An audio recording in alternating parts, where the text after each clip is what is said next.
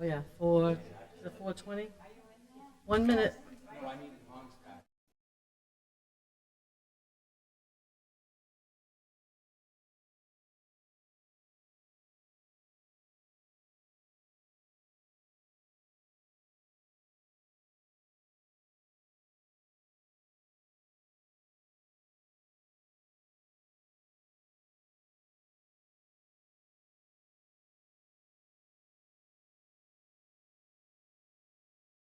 Counsel Starbird. Present. Present. Counsel Barton. Present. Present. Counsel Chakutis. Absent. Counsel Walsh. Absent. Madam Clerk, could you please read the late over from last meeting? We have one laid over order, $293.71 from the veterans' expense to the veteran bills of prior year to fund an invoice received after the cleanup warrant was done. What's the wish committee on that one? Motion to approve. Second. Roll call, please. Counsel Net? Yes. Yes. Counsel Starbird? Yes. Yes. Counsel Barton? Yes. Yes. Counsel Chakutis absent. Counsel Walsh absent. Clarification, please. We have a clarification pursuant to Mass General Law, Chapter 44, Section 53A and a half. The City of Lynn hereby accepts a gift of one shuttle bus as opposed to 2 vans previously presented to be utilized by the City of Lynn Elder Affairs Department from Cataldo Ambulance Service, Inc. Further ordered that the Comptroller's Office is hereby authorized to take any actions necessary to effectuate the purpose of said gift. What's the wish Motion committee? approved. Second. Roll call, please. Counsel Net? Yes. Yes. Counsel Starbird? Yes. Yes. Counsel Barton? Yes. Yes. Counsel Chakutis absent. Counsel Walsh absent. Transfer, please. We have $5 million from free cash to the Capital Stab Fund. What's the wish committee? Motion approved. Second. Roll call, please. Counsel Net? Yes. Yes. Counsel Starbird? Yes. Yes. Counsel Barton? Yes. Yes. Counsel Chakutis absent. Counsel Walsh absent. Next, please. We have $181,717 from reserve to the Police Department expense for shortfalls in the expense line for FY22. Motion approved. Second. Roll call, please. Counsel Net? Yes. Yes. Counsel Starbird? Yes. Yes. Counsel Barton? Yes. Yes. Counsel Chakutis absent. Counsel Walsh absent. Next, please. So we have $7 million from free cash to the Rainy Day Fund. Motion to approve. Second. Roll call, please. Counsel Net? Yes. Yes. Counsel Starbird? Yes. Yes. Counsel Barton? Yes. Yes. Counsel Chakutis absent. Counsel Walsh absent. Certified funds, please. We have $46,020.37 to the school department by the Mass Hire through the North Shore Workforce Board. Motion approved. Second. Roll call, please. Counsel Net? Yes. Yes. Counsel Starbird? Yes. Yes. Counsel Barton? Yes. Yes. Counsel Chakutis absent. Counsel Walsh absent. Next, please. We have $2,500 to the fire department for AED equipment. Motion approved. Second. Roll call, please. Counsel Net? Yes. Yes. Counsel Starbird? Yes. Yes. Counsel Barton? Yes. Yes. Counsel Chakutis absent. Counsel Walsh absent. Next, please. We have $100,000 to the planning department for the Lynn Harbor Shoreline Restoration and Planning Project. Motion approved. Second. Roll call, please. Counsel Net? Yes. Yes. Counsel Starbird? Yes. Yes. Counsel Barton? Yes. Yes. Counsel Chakutis absent. Counsel Walsh absent. Next, please. $51,100 for the FY23 Gateway City Grant. Motion approved. Second. Roll call, please. Counsel Net? Yes. Yes. Counsel Starbird? Yes. Yes. Counsel Barton? Yes. Yes. Counsel Chakutis absent. Counsel Walsh absent. Next, please. $250,000 to community development for the support of local shows and venues within local cities in order to compete with casinos. What's the wish? Motion approved. Second. Roll call, please. Counsel Net? Yes. Yes. Counsel Starbird? Yes. Yes. Counsel Barton? Yes. Yes. Counsel Chakutis absent. Counsel Walsh absent. Next, please. $6,500 to the school department for the FY23 Proficiency-Based Outcomes Summer Grant. Motion approved. Second. Roll call, please. Counsel Net? Yes. Yes. Counsel Starbird? Yes. Yes. Counsel Barton? Yes. Yes. Counsel Chakutis absent. Counsel Walsh absent. Next, please. $17,630 to the school department for the FY22 Proficiency-Based Outcome School Year Grant. Motion approved. Second. Roll call, please. Counsel Net? Yes. Yes. Counsel Starbird? Yes. Yes. Counsel Barton? Yes. Yes. Counsel Chakutis absent. Counsel Walsh absent. Next, please. $131,630 to the school department for the FY22 Title 3A Immigration Grant. Motion approved. Second. Roll call, please. Counsel Net? Yes. Yes. Counsel Starbird? Yes. Yes. Counsel Barton? Yes. Yes. Counsel Chakutis absent. Counsel Walsh absent. Last one, please. $268,321 to the school department for the FY23 Gateway Summer FY23 Grant. Motion approved. Second. Roll call, please. Counsel Net? Yes. Yes. Counsel Starbird? Yes. Yes. Counsel Barton? Yes. Yes. Counsel Chakutis absent. Counsel Walsh absent. Right, all passed. Any emergency? Oh, good, great, thank you. Next, any new business? Motion to adjourn. Second. Okay. All right, motion adjourned, thank you. Did you say no emergencies? No emergency. No emergency.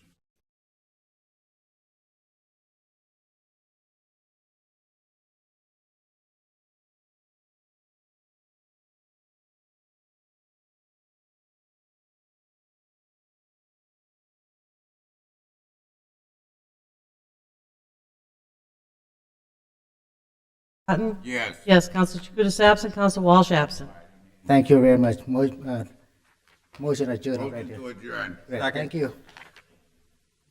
Good job. Me too, I thought he said no. Yeah, speak up. He confused me.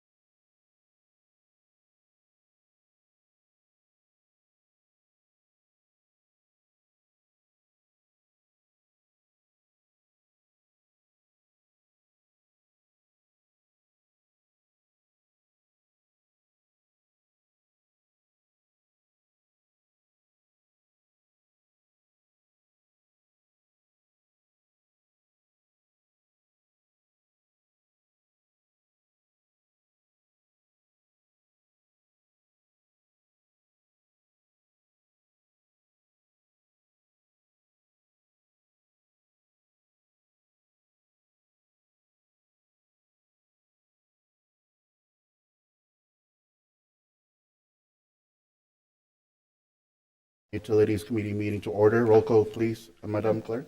Counselor Aronsberg. Present. Present. Counselor Lozey. Absent. Counselor Chakutis. Absent. Counselor Calucci. Yes. And who else? Councilor Hogan. Counselor Hogan. Present. Present. Okay. Okay, we have 5 items on the agenda. Madam Clerk, please read them, starting with the first one. Okay, we have Chatham Street, a petition of National Grid to install one joint old pole beginning 20 feet southeast of the center line of the intersection of Essex Street and Chatham Street. Pole will be used to install new equipment for reliability purposes. Is there anybody here wish to speak in favor? National Grid. Okay, anybody here? Go ahead. Name Hey, and good address. afternoon. My name is Adel Wahed-Nabat. I'm with National Grid Electric, 170 Medford Street in Malden. Can you speak a little louder, please? Sure, my name is Adel Wahed-Nabat, Good. 170 Medford Street in Malden. I'm with National Grid, here to answer any questions you guys may have. The public questions. Councilor Hogan? You had a question? No, not this one. All right. Oh, you know what? It's basically the same. Councilor Starbird, I already talked with Councilor Starbird for this. One quick question, because we all received calls about one JO pole. What does that mean? Are you utilizing JO the existing pole? Go ahead. So our poles are, they're either sole old or they're JO old, meaning that Verizon owns half the pole. So JO stands for joint ownership, and that's what the poles mean. When we go to install the pole, Verizon also gets to join on that pole and connect to it. Thank you. So all the 5 poles you'll be joining with, you're not building any of the poles, correct? So all those poles are going to be joint owned poles except for one pole, and that is a temporary pole that we are planning on having on next to the MBTA. All right, we'll talk about that after. So, Yeah. thank you. You can take your welcome. seat. We'll continue the public hearing. Anybody here wish to speak in favor? Wish to speak in favor? There's none. So is there anybody here who wish to speak in opposition? Opposition? Anybody here wish to speak in opposition? Seeing none, that part of the hearing is closed. What's the wish of the committee? Motion approved. Second? Motion approved. Second, Madam Clerk? At 168 Commercial Street, petition of National Grid to install one joint old pole beginning 98 feet northwest of the center line of the intersection of Valley Street and Commercial Street to provide clearance for the MBTA bridge construction at 168 Commercial Street. Anybody here would like to speak in favor? Anybody here, same guy from National Grid? These are all yours. It is. Yeah, you can just, your name is recorded already. You can just Great. stand there. Again, so this is a pole that's being installed on behalf of the MBTA. So this is the new one. Construction. Okay, Yeah. go ahead. So this is the one that we're going to do. This is temporarily just so they can finish the construction, then we'll go ahead and remove it. Okay, you can take your seat, sir. Anybody wish to speak in favor? Seeing none, that part of the hearing is closed. Anybody would like to speak in opposition? Opposition? Opposition? Seeing none, that part of the hearing is closed. Any questions, Councilor Hogan? Yes, this is to do with the work going on with the MBTA bridge at Commercial Street, and I'd like to make a motion to approve. Second, motion approved. Done. What's the third, Madam Clerk? 23 Harvest Street, petition of National Grid to install one joint old pole beginning 300 feet northwest of the center line of the intersection of Eastern Ave to provide a new service at 23 Harvest Street. Anybody here would like to speak in favor? Anybody here would like to speak in favor? National Grid, you have to do this again. Sure. Again, this is one of those poles that we need to install for the customer. Customer is going to be bringing power back to their residence, and we have to provide them with a pole. Thank you. And this goes. It's just for the record, you have to say. Thank you. Anybody here wish to speak in favor? Seeing none, that part of the hearing is closed. Anybody here would like to speak in opposition? Anybody here would like to speak in opposition? Opposition? Seeing none, that part of the hearing is closed. What's the wish of the committee?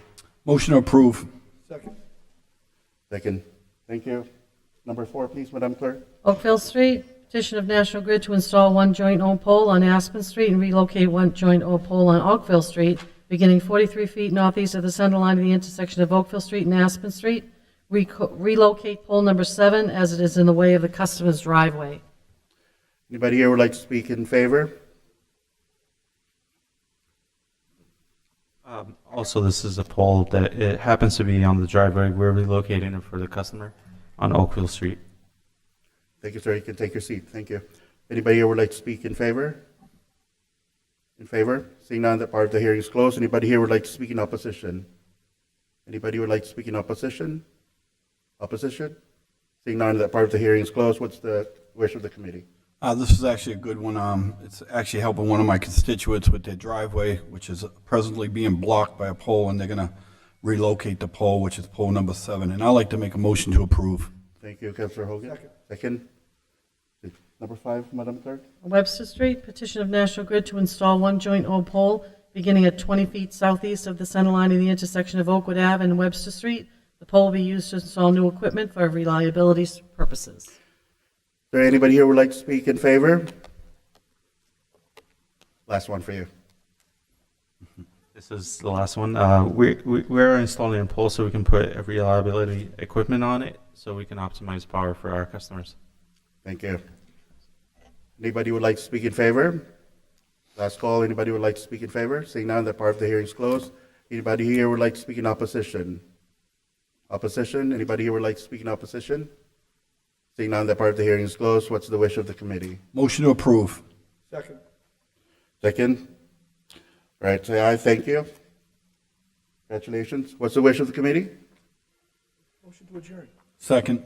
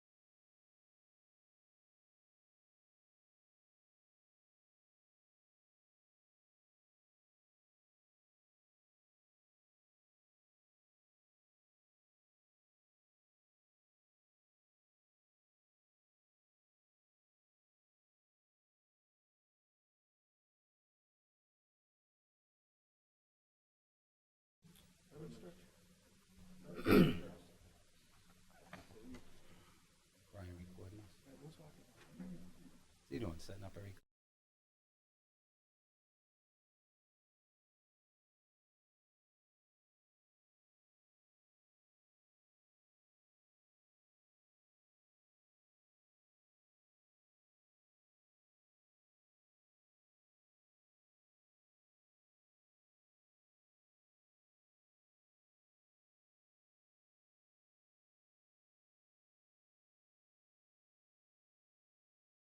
Okay, I'd like to call the Public Property and Parks Committee meeting to order. Roll call, please.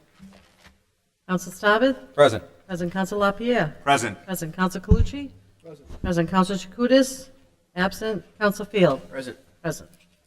Okay, thank you. We have quite a few items on the agenda. The first one, request from the Health Department to use the foyer during National Public Health Week during the week of April 4th to April 8th. I hope it went well. What's the wish of the committee? He went well. I was there. Motion to approve retroactively. Second. Retroactively. Roll call, please. Counsel Staben? Yes. Yes, Counsel LaPierre? Yes. Yes, Counsel Calucci? Yes, Counsel Chakutis absent, Counsel Field? Yes. Okay, next is discussion regarding the Multi-Service Center, RFI, which is a request for interest, ideas, and innovation. Attorney Lamanna. So as the council knows, I believe it was the last meeting or the meeting before, the city council was forced to return the deposit. We were unable to come to a mutually satisfactory agreement for the sale of the multi-service center. In the next steps, I know that the mayor and the council remain committed that the property at Willow Street continue to be a soup kitchen on the main floor. For some period of time, a homeless shelter on the basement. As you know, they'd be in the process of moving across the street to the former hotel, I think it was a Hotel Osmond.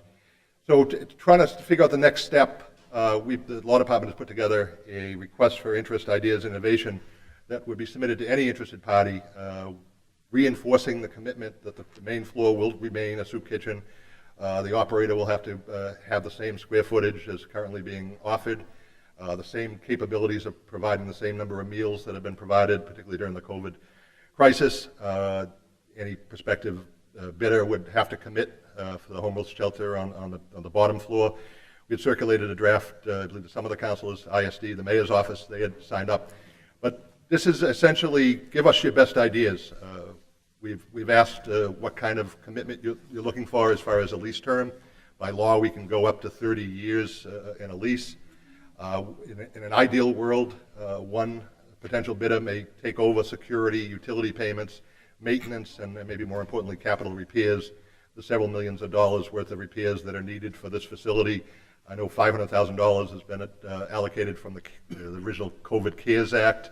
I believe My Brother's Table has committed, had found some significant monies as well, that if they chose to bid as either a lessee or an owner, that they could let us know whether they would be, or anyone would be willing to take over the security, the maintenance, the capital repairs, and what would they be looking for from the city in return for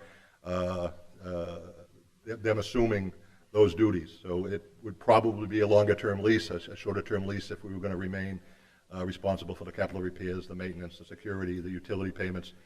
It is very open-ended. There were some issues with some soil testing at the parking lot. This clearly states that when the RFP is finally formulated, when this committee has a chance to review what interested bidders would like to see in an RFP, what they'd be willing to commit to, would be forming an RFP once again, and it'd probably be geared toward what we receive in response to this RFI. But one of the options is, would they be interested in buying the main building with a long-term lease of the parking lot, which may eliminate any need to do soil testing.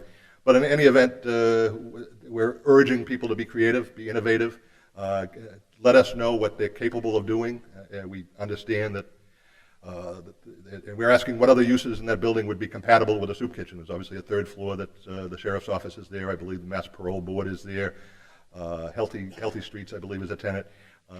What other uses would be compatible for the soup kitchen? And ultimately, the basement will be free to be let out in the future. And we're looking, recognizing capital repairs and that basement floods, and ideally, hopefully, one of the prospective bidders would be have the financial wherewithal to make those capital repairs that would make the basement usable in the long term and not be so susceptible to floods. So we'd be sending this out, if the council approves this RFI, be advertised in the Central Register next Wednesday.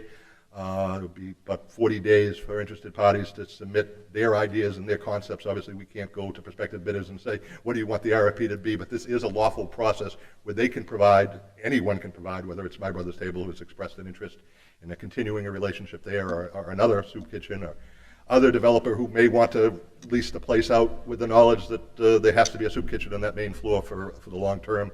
What they could do to make this happen would hopefully eliminate the community development since 1990 has been responsible for maintaining this, and with limited resources.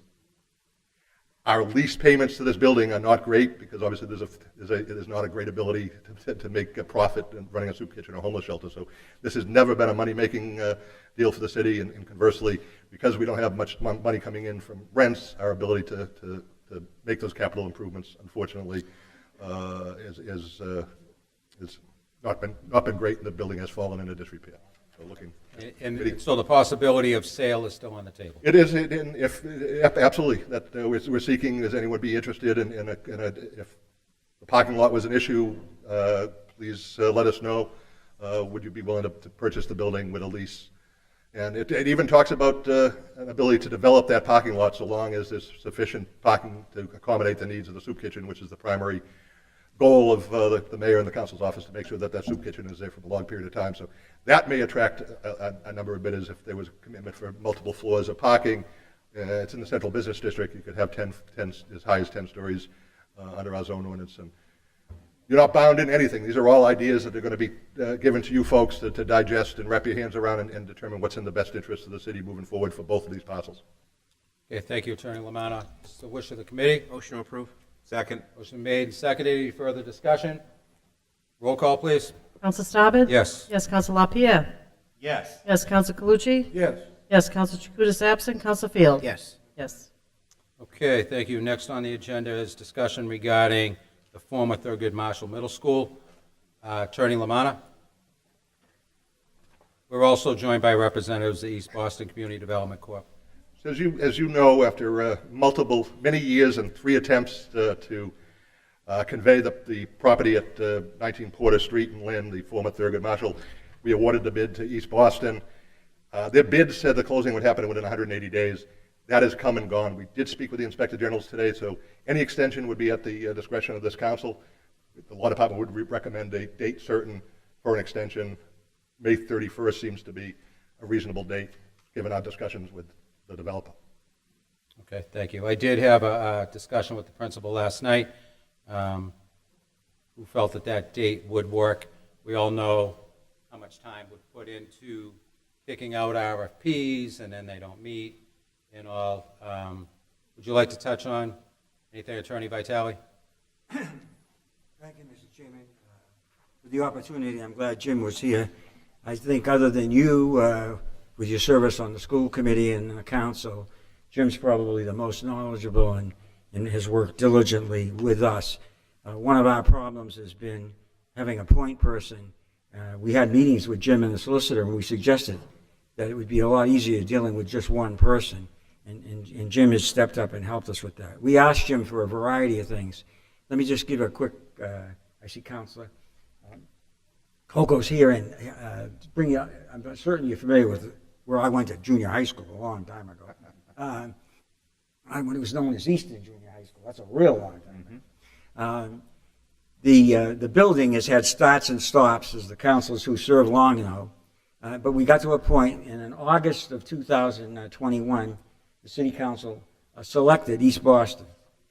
But that was the first vote. Then it went, and I think you may have been present, Mr. Chairman, at the school committee. The school committee had to take a vote to give the building to the city. And they did that in mid-September. And then the city council had to take a vote to accept the building and to designate. Those votes all took place. It was signed by Mayor McGee, I think, on October the 7th. And then began the process. But I know that one of the things we inquired about was, do we get a letter that designates us? Because this is something we needed to deal with the funding agencies, because they essentially say, who are you? And we say, well, we're the ones that are going to be doing the school. They say, okay, show us. I had, I'd say in December, conversations with the law department, and there was a question of whether we needed a development agreement, and Jim put together, I'd say in January, a development agreement. We had some comments on that. The city didn't have a title exam. My clients undertook the title exam. I provided that to the city in early February. Shortly thereafter, Mr. Caldarelli, who's the executive director, who cannot be here today, had a death in his family, but he sent a letter to the mayor, which I have copies of, because I think the councilors, at least the council president and you, Mr. Starbird, were copied. I have copies of that letter. It sort of takes us to like February 14. Subsequent to that, we made requests for 3 items, one of which I think is very important to explain and to clarify, because I see so many people here who are of my age and seniors, and we found in the 57 pages one word that we had, we wanted clarification on, above and below. They're younger than you. They're younger than me. They are, that's a compliment. He just complimented me. That word was whether it was above or below 80% of the AMI. I don't want to, and I've been instructed to tell you, so there's no misunderstanding. This is a senior project, and it's for people whose AMI is at 80% of the AMI or below, not above. And that's the clarification we requested. And Jim gave us a letter in late March that dealt with that and some of the other issues. I also have, which I would be glad to share with the members, a timeline we provided to the law department when I think we met with Jim and George on April 4, that shows that we have undertaken the survey, we have undertaken the due diligence. And Tanya's going to be angry because I'm stepping on some of her lines, but let me just say to you that hundreds of thousands of dollars have been spent to get to this point. And the city, everything they required of us, we volunteered the following. We needed access to the building. We said, we'll pay the city employee that has to be there when you open the building so we can go inside. The city said there's no electricity. We said, we'll bring our generators. We said, we will hold you harmless. And so we signed indemnity agreements that there's no liability if any of our people get injured walking around this darkened building. We only needed access for 3 or 4 days for the architect to confirm measurements. So now we're at a point where the reason for that clarification was that we're getting the building appraised. And the appraisal is to help not only the developer, but the city. Because when you go in for funding grants and you say you pay $2.5 million for a building, the state wants to know what's it worth. And that's where this formula comes in.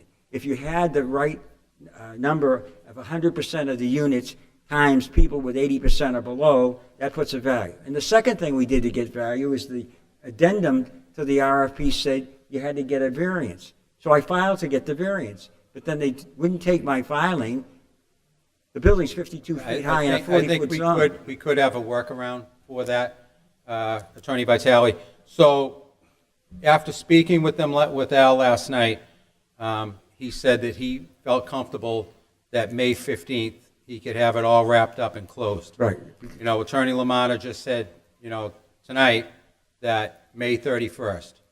So does this committee feel, yes, Councilor? Thank you, Mr. Chairman. Thank you. I tried to listen to you as much as I could, and I know we have a full house, and try to absorb as many information. Is it possible for you to forward me any information, invite me to any of these meetings? I really don't want to be asked a question by any of my constituents, anything about this project, and I have no idea what's happening. I think that is Thank you. an excellent request. I think probably the best thing, because Councilor Allington, the Ward 3 council at the time, would probably be to send the East Boston Community Group's proposal over to you, so you can. So yeah, I just. What exactly it is that they've had planned out for that site. Right. I just feel bad when a fellow councilor will say, "Do you know anything about this?" I have no clue. So if you be kind enough to inform me and give me information, invite me, I'll be there and listen and learn and absorb as many information as possible. Thank you. Okay, so, I'll make a motion to approve with the extension to May 31st as okay, advised motion's by been Attorney. made by Councilor Field to extend the closing date to May 31st, seconded by Councilor Calucci. Any further discussion? Did you have something to add, Attorney Lamont? Maybe a friendly amendment. Since the closing hasn't happened, the city still owns the building, so a corresponding motion to authorize the developer to file with the Zoning Board of Appeals an application for a variance. The city solicitor would sign the approval of the council. So Okay, I was going to bring that up as a separate vote, but if you want to just I make amend a it. motion with that amendment. Okay. So the motion been made, seconded. Any further discussion? Roll call. One Councilor quick LaPierre. thing, if, on the amendment, or on the motion, rather, could we just include the words "up to"? Perhaps this closes before May 31st, but up to, they would have up to get their house in order. Right. So I would offer that. I would send the message back that the date's May 15th. Okay, If at all so possible. what did we just approve? May 31st, but. And you would tell I them, spoke to the principal last night, and he was comfortable with May 15th, so I would hope that they would move forward with that date in mind. okay. And So and then this the is years in the other making. We need to get that concern, based on what Attorney Vitale was saying, let's say this all goes through with a May 15th closing. What is the anticipated date of construction or rehab or whatever the term might be? Would it be immediately there forthcoming this summer? Is it going to be a fall project? When can we anticipate movement on that site? Attorney Vitale? Sorry, Steve. Obviously, my client's as interested as anybody in doing it quickly, because the minute they take title, they take off the books, the risk, the liability, and the cost of carrying the building. So that there's no better incentive than that. But part of it, as I understand it, Tanya's here, and she could better Now the explain. city's at risk. The fund, right, so they're on the hook for the building. But the funding cycles are up to the state, and to get the 100% affordability, you have to match and catch. But, so we're already on to those notifications that pertain to the state. But I'd be speculating to give you a hard date, other than the reality of the fact that the minute we own it, with all the risk, all the cost, and also we've got to make progress with the state funding agencies to catch the various funding rounds. We think this building has historical significance, which results in what's called historical tax credits, which then assist in creating affordable subsidies for seniors. Summer of 2022, soft date. Softly, yes. Okay, thank you. Okay. Roll call, please. Counsel Staben? Yes. Yes, Counsel LaPierre? Yes. Yes, Counsel Calucci? Yes. Yes, Counsel Chakutis absent, Counsel Field? Yes. Yes. Okay, next is discussion regarding the Cook Street Playground.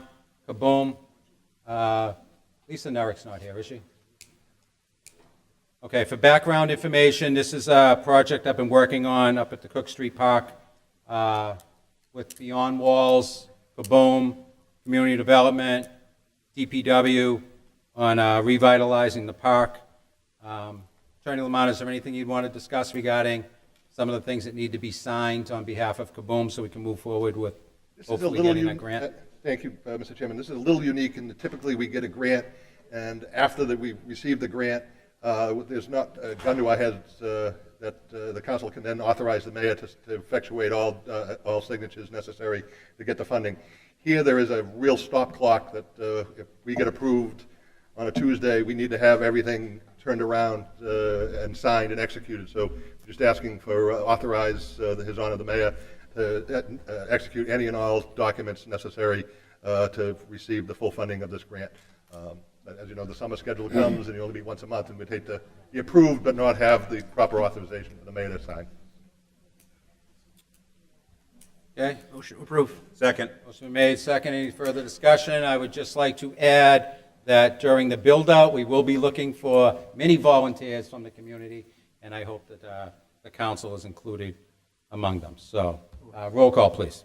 Counsel Staben? Yes. Yes, Counsel LaPierre? Yes. Yes, Counsel Calucci? Yes. Yes, Counsel Chakutis absent, Counsel Field? Yes. Yes. Okay, next is discussion. Lynn Museum wishing to hang banners. Danica Thurston is here. Welcome, Danica. Thank you very much. As many of you may know, Lynn Historical Society, better known as Lynn Museum, Lynn Arts Today, is celebrating 125 years this year. Our actual anniversary is on April 27th, later this month. But we would like permission to use the city-owned light poles with existing bracket attachments to install commemorative banners for this milestone for the better part of 1 year. We've identified key historical figures that we would like to promote with these banners, and we are actively working with Community Development, Jamie Marsh's office, to work with an installer on the project. Okay. Any questions for Danica? Yes. Danica, just primarily in the downtown area? Is that right? So we have 52 light poles with existing attachments. So we're looking at Washington Street, Exchange Street, Olympia Square, the Commons, and Federal Street. Great, thank you. Okay. Attorney Lamanna, come up, please. I know that years past back, the chamber had inquired about putting up some flags on poles, and I had a conversation with Mr. McCabe a little bit earlier. He thought maybe that was National Grid property versus city property. Is there anything that we need to be aware of, or is there any kind of slippery slope that would be going down by granting this? I would say, I hate to use the word slippery slope, but once approval is given to one organization, the ability to pick and choose future requests, absent just cause,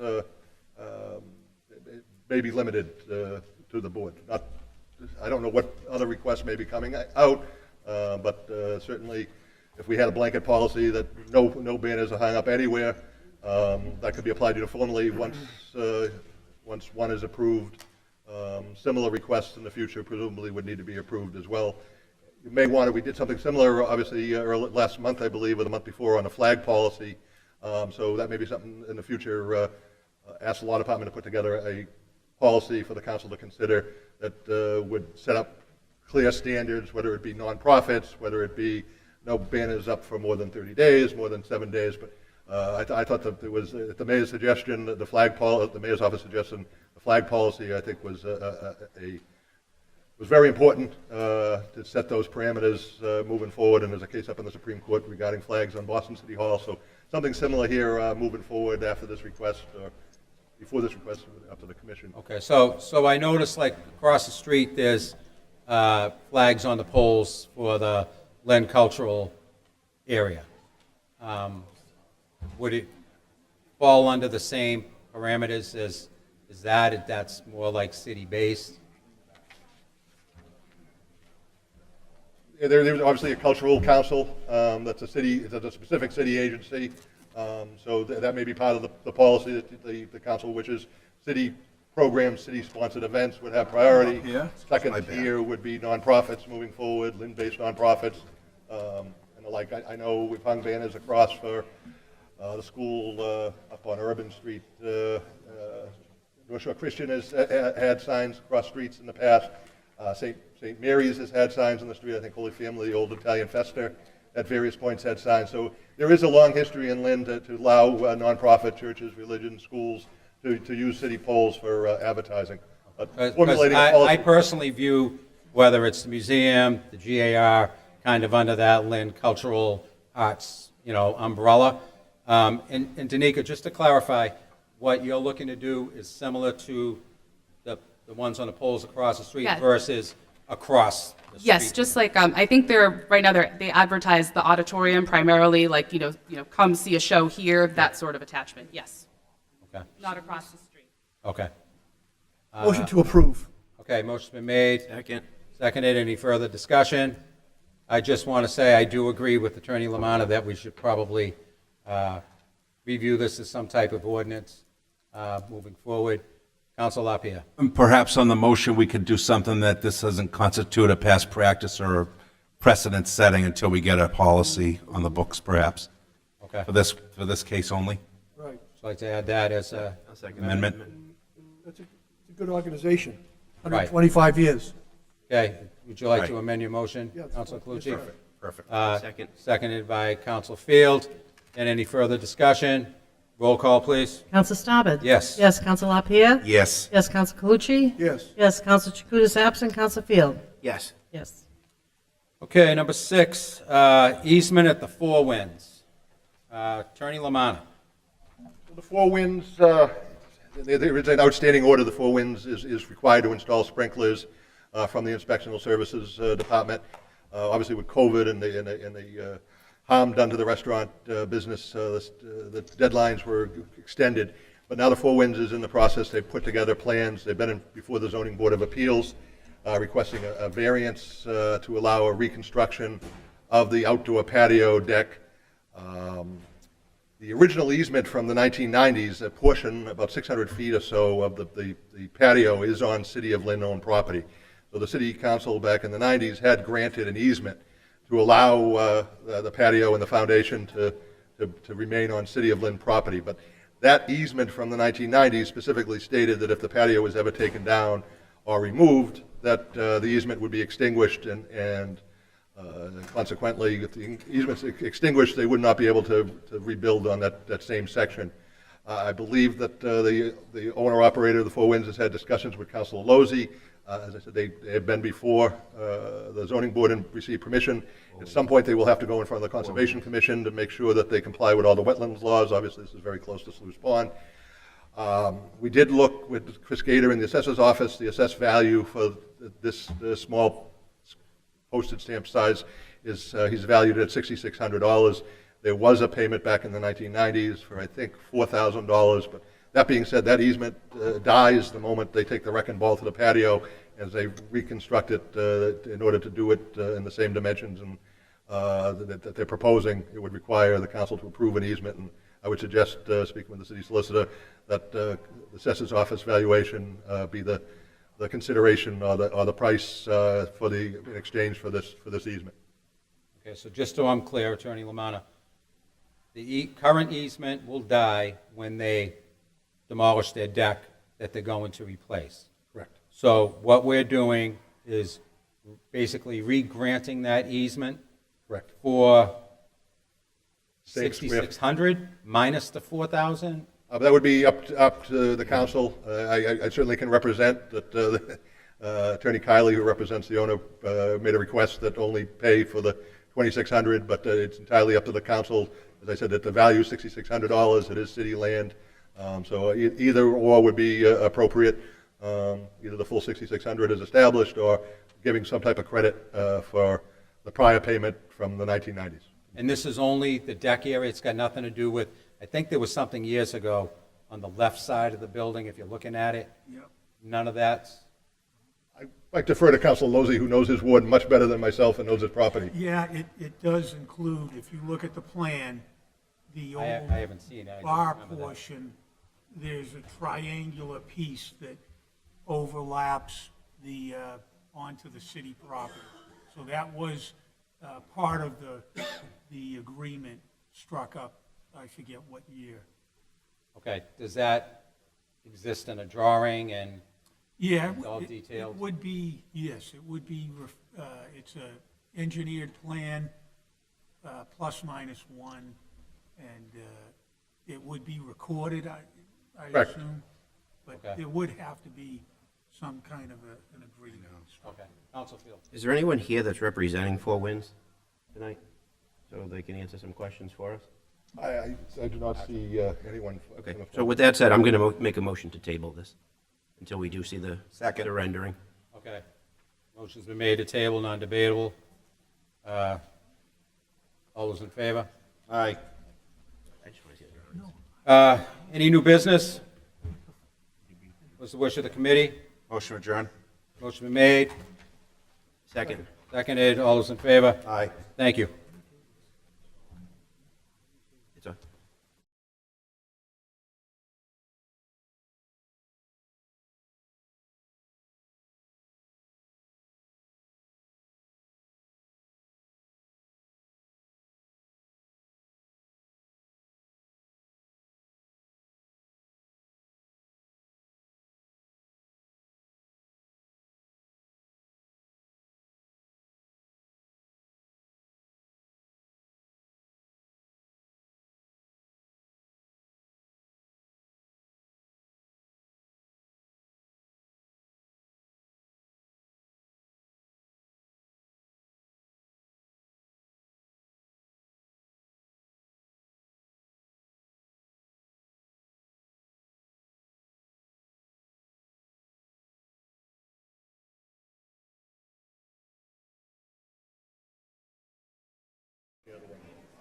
That was the noise.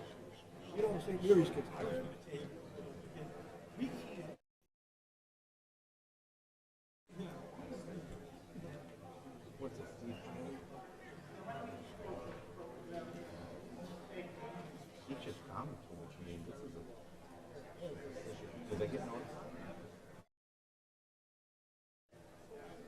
shared.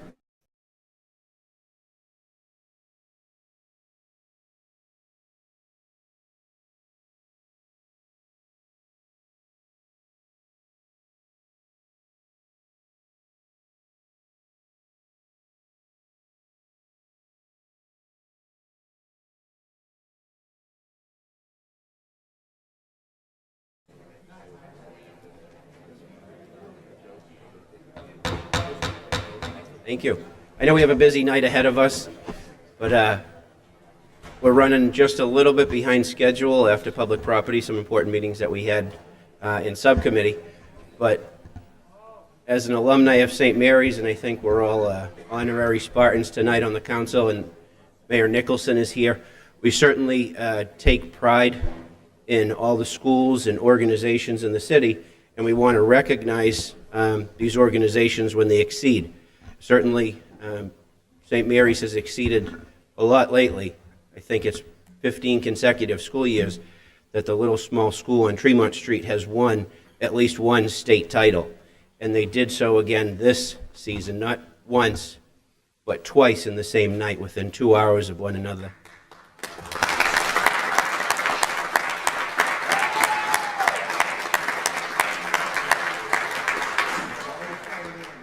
And if my stats are correct, I think this was the 29th and 30th state title since 1987, so certainly there's some pride there. Tonight we welcomed the Division III state championship girls and the Division III state championship boys team to be honored here with my colleagues on the council, Mayor Nicholson, parents, other attendees from the city here tonight. I know we have a meeting starting at 5:30, but without any further ado, I want to invite the St. Mary's girls coach ahead, and AD from St. Mary's, a longtime friend of mine, Coach Jeff Newhall.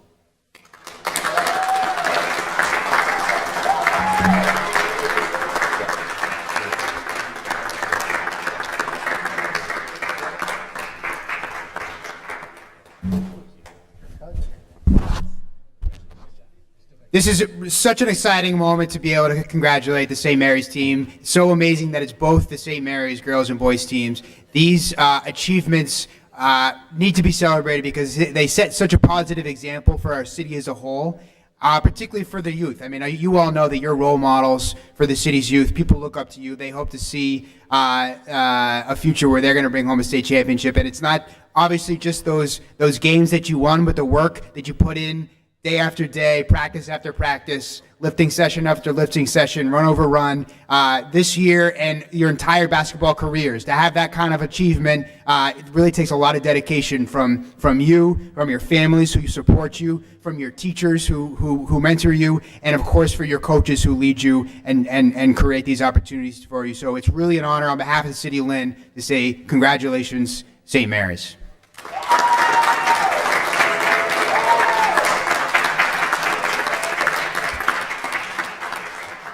And I know there's a lot of parents here today, so just for some housekeeping, what we'll plan to have you do is each coach will announce their team. Coach Newhall will announce the girls first. Girls, will have you come up on your right side, my left side. My colleagues I'll invite to be joined up here with myself, Council President Walsh, my colleagues on the council, Mayor Nicholson, to receive your honorary citation from the city. We will be able to take pictures after, so girls, once you do receive your citation, just go back to your seats. We'll announce the boys' team, and then we'll have both teams come up right in front for everyone that wants to take pictures following that. Thank you. Coach Newhall.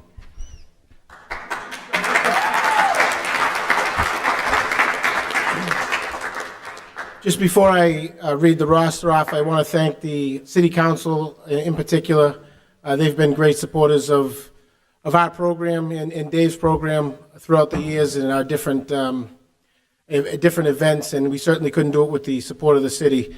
While we're talking about the city of Lynn, that Friday night, which was 3 or 4 weeks ago now, we were at the Songus Arena in Lowell, and we have a student body of around 650 students, most of which were there that night. But if you looked at the crowd on the St. Mary's side for the boys and the girls, you would understand that it was a St. Mary's night, yes, but it was a City of Lynn night as well. The support that we got from the residents of this city, basketball fans in this city, which as Coach Batten, Coach Hogan can allude to, this is a basketball city, and we really got unbelievable support from the City of Lynn. And I was up in Lowell for 2.5 days as it was, and there were other teams up there, Andover and Springfield, which you would consider to be big cities that have great support, but not like the City of Lynn. So on behalf of our student athletes and our coaches, we want to thank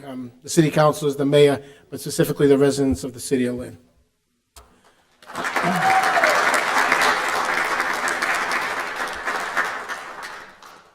Okay, we're going to do this numerically, so if you remember your number, you should start getting ready to move as we get close. Number 3, Yersi Quiliz.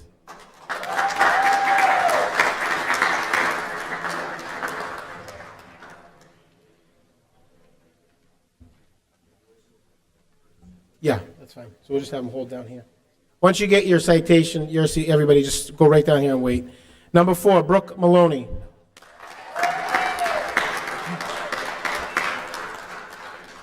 Number 5, AJ Hyacinth.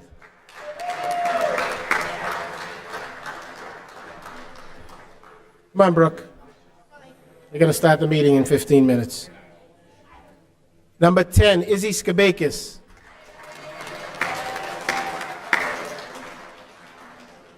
Number 12, Naya Morgan.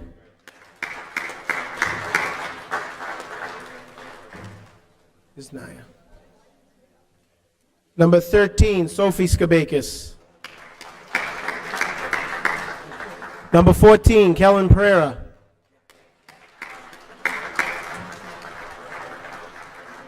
Kellen's the one who blocked the shot at the buzzer. I'm just reminding them. I know you forgot, but I was just telling them. Number 15, Chloe O'Brien. Number 20, Abby Constein. Number 21, Ellie Fox.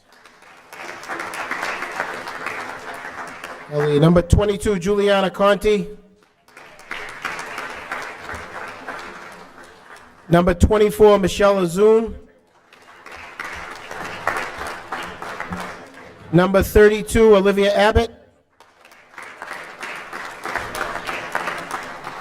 Number 33, Lindsay Anthony.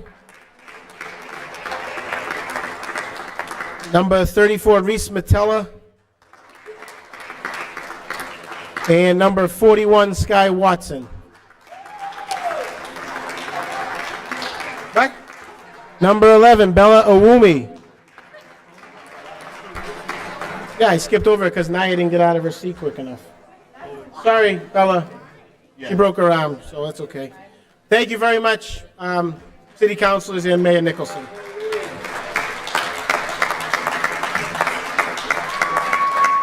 Any parents from the girls' teams, if you want to take a picture, you can come right up front here. Others will be at the back. Guys, move forward.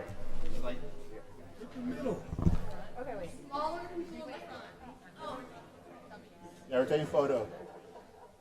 All right, ready? 1, 2, 3. One more. 1, 2, 3, 4, 5. Done.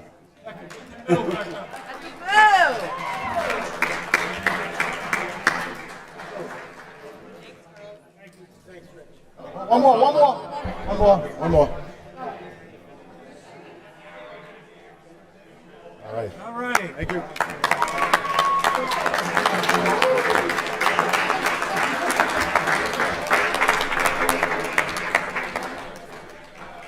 Yeah.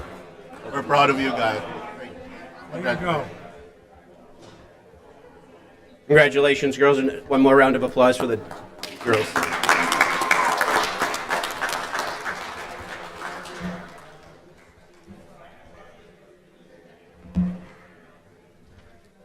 I remember back in March, Coach Hogan, we were here at a council meeting, and he invited me over, and he says, "Hey, do you want to go watch the St. Mary's boys team? They're playing tonight over at St. Mary's.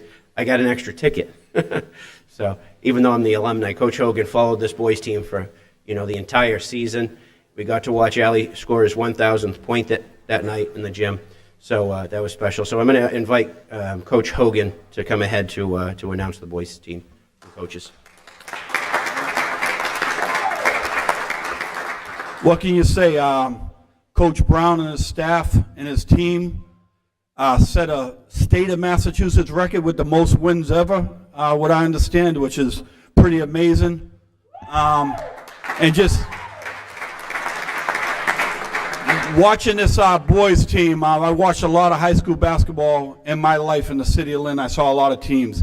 This team was so unselfish. They played together so well, and they got after it on defense. And that's one of the biggest things and the biggest part of winning a state championship and representing the city of Lynn. But a good honor of me is I grew up with both Coach Browns, Coach David and Coach Donald Brown, good friends of mine since I was a little kid. But at this time, I'd like to bring up Coach David Brown and his staff. His staff can come up too. I know it's a big staff, but come on up, guys.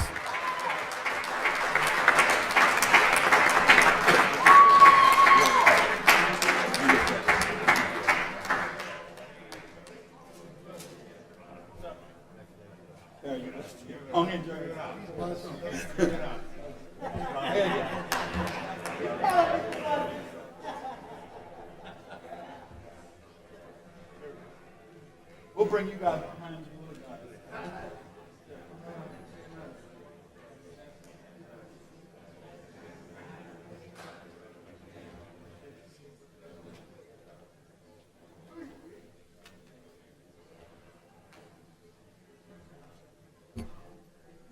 All right, at this time, we're going to bring Coach David Brown up to introduce his team.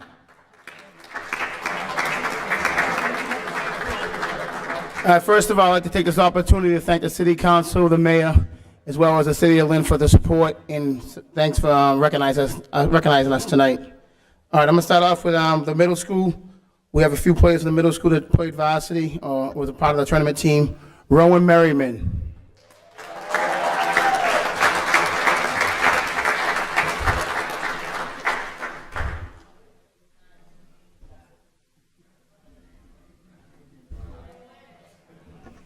Geo Jean.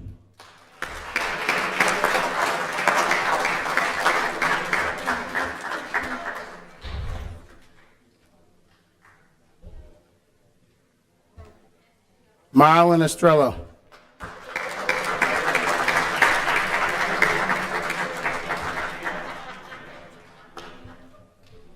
Stand here. JJ Martinez.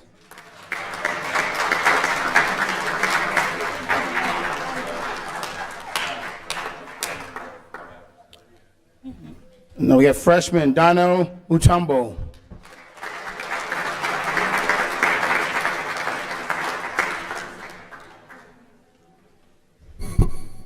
Sophomores, Thomas Hooks.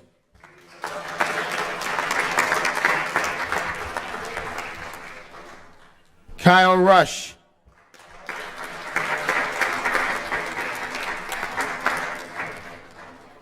Aleph Potter.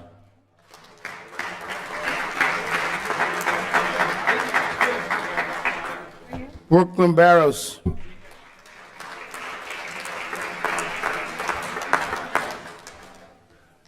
And Josiah Quintana.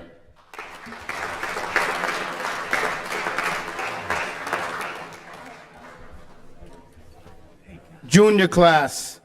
One of our juniors is away right now, Maddox Romero. We got Anthony Ditria.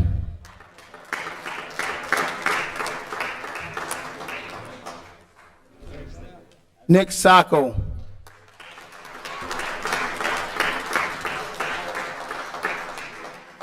David Brown Jr.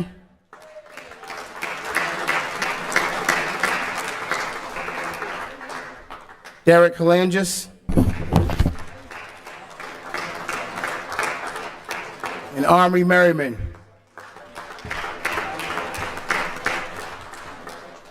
For our seniors, we have two seniors that couldn't make it tonight because they were working. Naz Cleopat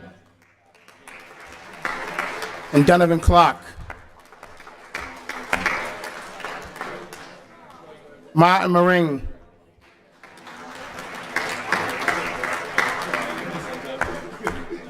Henry Maraca.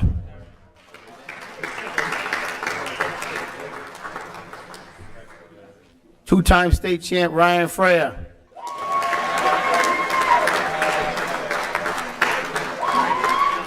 And last but not least, Mayor Ali Barry.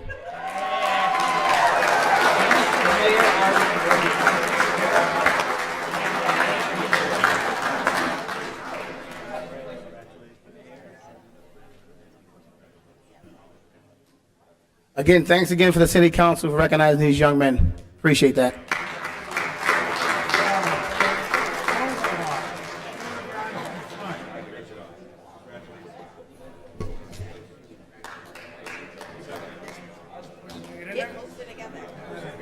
Guys, some of you,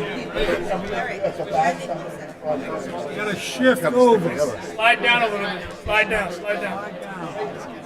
Come right up to my desk. All right, guys, listen. Some of you in front, others at the back. Those two rows. I fold up 5-4. Good job. Right. Right, everyone, ready? You're right. You're right. I think he's really joking. You're not, though. Tippy toe sock. You're kidding. Ron says he shot at the stove and he's standing halfway. We're not even holding it. No, we're holding the full draw. Yeah, we're just-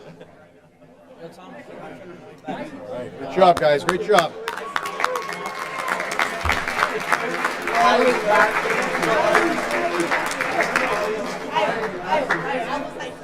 Yeah, I was like this on that.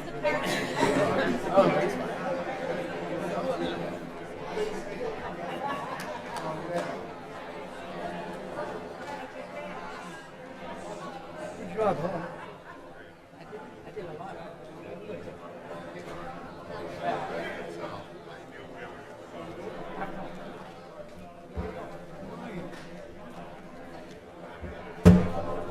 Good job, Brian. Good job, Brian.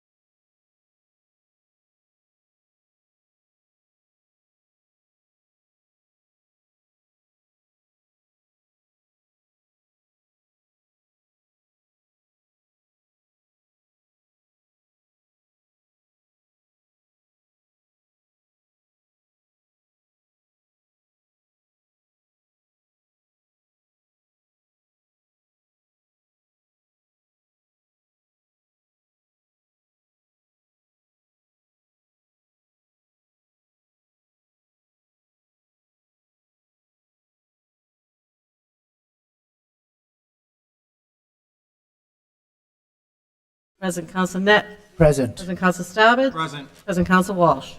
Present. We all rise for a moment of silence, followed by the Pledge of Allegiance. Mr. President, if we can remember the family of Dacian Brown. And the family of Marilyn Muller.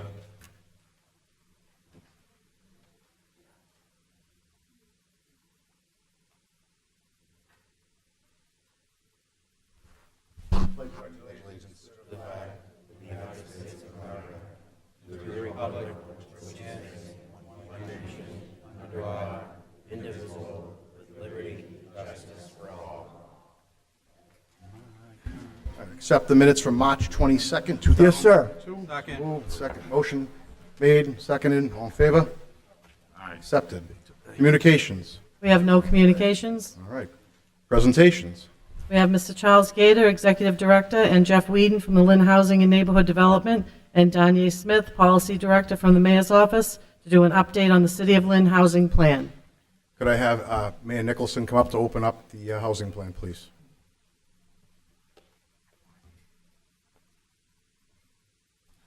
Good evening, councilors. Jared Nicholson, Mayor of Lynn. I just wanted to kick this off. We're going to hear a presentation from Jeff Whedon from the Lynn Housing Authority, and it's an update on the implementation of the Housing Lynn plan. This is a plan that you all approved last fall that was certified by the state this winter. And one of the first things that we did in our administration is work on putting together a team to implement that. And we've been very grateful to be joined on that team by Vice President Barton, who's working on the city's internal working group and who requested that we share this update with the council. And as you'll hear, we also have a group of external stakeholders that are involved in this effort. And what we wanted to do tonight is share the work that's happening. I think the Housing Lynn Plan was done with a great deal of public input, and we are now tasked with implementing that because it's just a plan. And we recognize that the cost of housing is one of the top issues facing the city. It's urgent and it demands action, and it's something that we're really committed to. And it also takes some time to get some of that implementation done, to do the work that's going to create these opportunities to develop housing of all types, including affordable housing, and help support growth that's inclusive and sustainable. And as we're doing that work, we want to make sure that we're being transparent, that we're communicating with you all, with the community, so that we don't sort of come back in a certain amount of time and just say this is what we're doing, but rather are able to have a back and forth and talk it through together as we go through this process to figure out how we're going to implement this. So that's the goal tonight, is to share what we have been doing with respect to the implementation of the Housing Lynn Plan, and would like to invite Jeff Whedon to deliver the presentation. Thank you, Mayor. Appreciate Thank you, it Council very President. much. Mr. Whedon, if you come on up.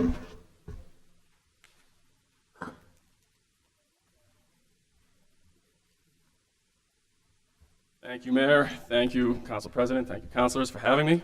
Unfortunately, we couldn't get the slide projection up, but I think you guys all have copies. My name is Jeff Whedon. I am the manager of planning and development for the Housing Authority and helped facilitate, as the mayor mentioned, the housing production plan that was drafted and completed and voted on last fall.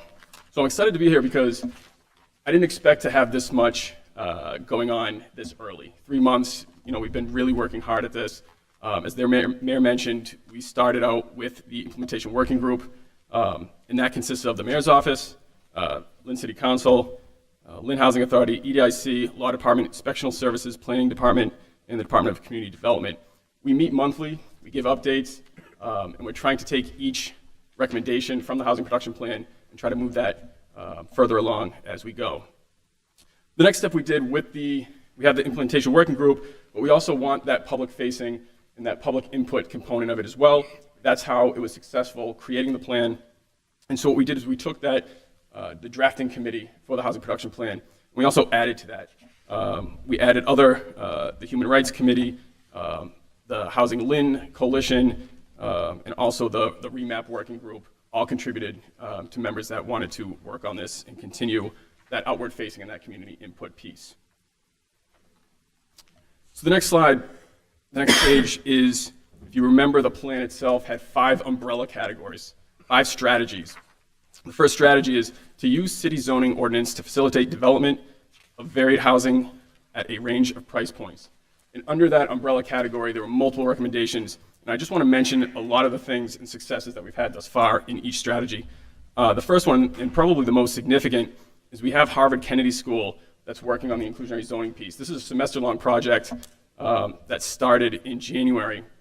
And once we created the scope on what they're going to be doing, it's going to go semester-long, and it's going to conclude in May. The next thing we did is we have the planning department is working on the Vision Lynn, the comprehensive plan. And what that is going to do is that's going to continue that community input in terms of what the community wants to see in these zoning changes. We also have equitable development scorecard that's going to be worked on. That's going to be part of the School Street project with MAPC. The new development process, creating this development group. And then the downtown and waterfront zoning amendments, some of the tweaks that we need to do to try to help facilitate additional development. The next slide has inclusionary zoning timeline. This is with the Harvard Kennedy School. So as I mentioned before, it's a semester long, so it should be concluding in May. And once we have the data from the Harvard Kennedy School, and it's not just the quantitative data, they're also talking to developers and engaging in stakeholders to see what has worked in other communities and what they like and what they see as incentives to help them get to these affordable units. And so they're taking that qualitative and quantitative data, and we're going to use that. We're going to have to look at getting a consultant to put that together and have an inclusionary zoning policy that will come back to the city council to be voted on probably in the fall.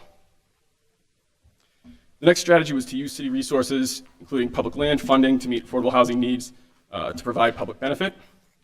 The largest thing we have going on there is the School Street redevelopment. There's a lot of public input that's going on. There's been a survey, and I believe there's been a Zoom presentation. And what we're doing with that is we're going to have an RFP put together to see what exactly is the best benefits that we can get using that city land.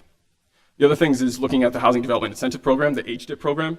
And what that is, that's a city tax incentive, but it also leverages the state tax incentive. And the city of Lynn has developed a zone in 2014 to be able to qualify for that. And that allows for a maximum of 20% affordable if needed. And then the Affordable Housing Trust Fund is something that we're looking into that will go along with the inclusionary housing policy, inclusionary housing zoning policy, to be able to have a trust fund to be used in other areas, in other neighborhoods. Strategy 3, adopt policies that protect the rights of renters despite changes in the market. One of the things that we're following closely is the rental registration through ISD. We get regular updates on that and how that's going. And then the administration supported the right to counsel legislation that's going to the state. Strategy 4 is increase efforts to foster a welcome and diverse municipal culture to ensure city actions reflect the full desires of the community. And that's been seen through the city boards and commissions appointments. The Housing Production Plan Implementation Steering Committee, as I mentioned before, how we created that committee. And then the ongoing work through the Diversity, Equity, and Inclusionary Office. And then the last strategy, strategy 5, is to preserve the existing housing supply, particularly rental housing and deed-restricted affordable housing.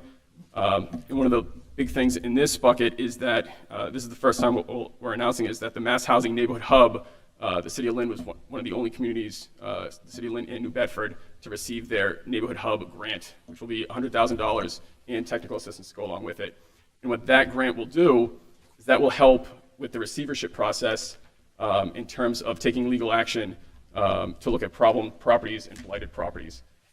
Even if the receivership isn't necessary, just having that streamlined process to be able to have legal letters go out and try to get those properties under control. And so that is happening. We're working with Mass Housing, currently creating a scope to get that started. So those are the 5 strategies in the categories, the recommendations that are falling under those strategies that we're implementing right now. So I'll open it up for discussions or any questions. Any questions from the councilors? I have a question, Mr. President. Councilor Ellen Sue?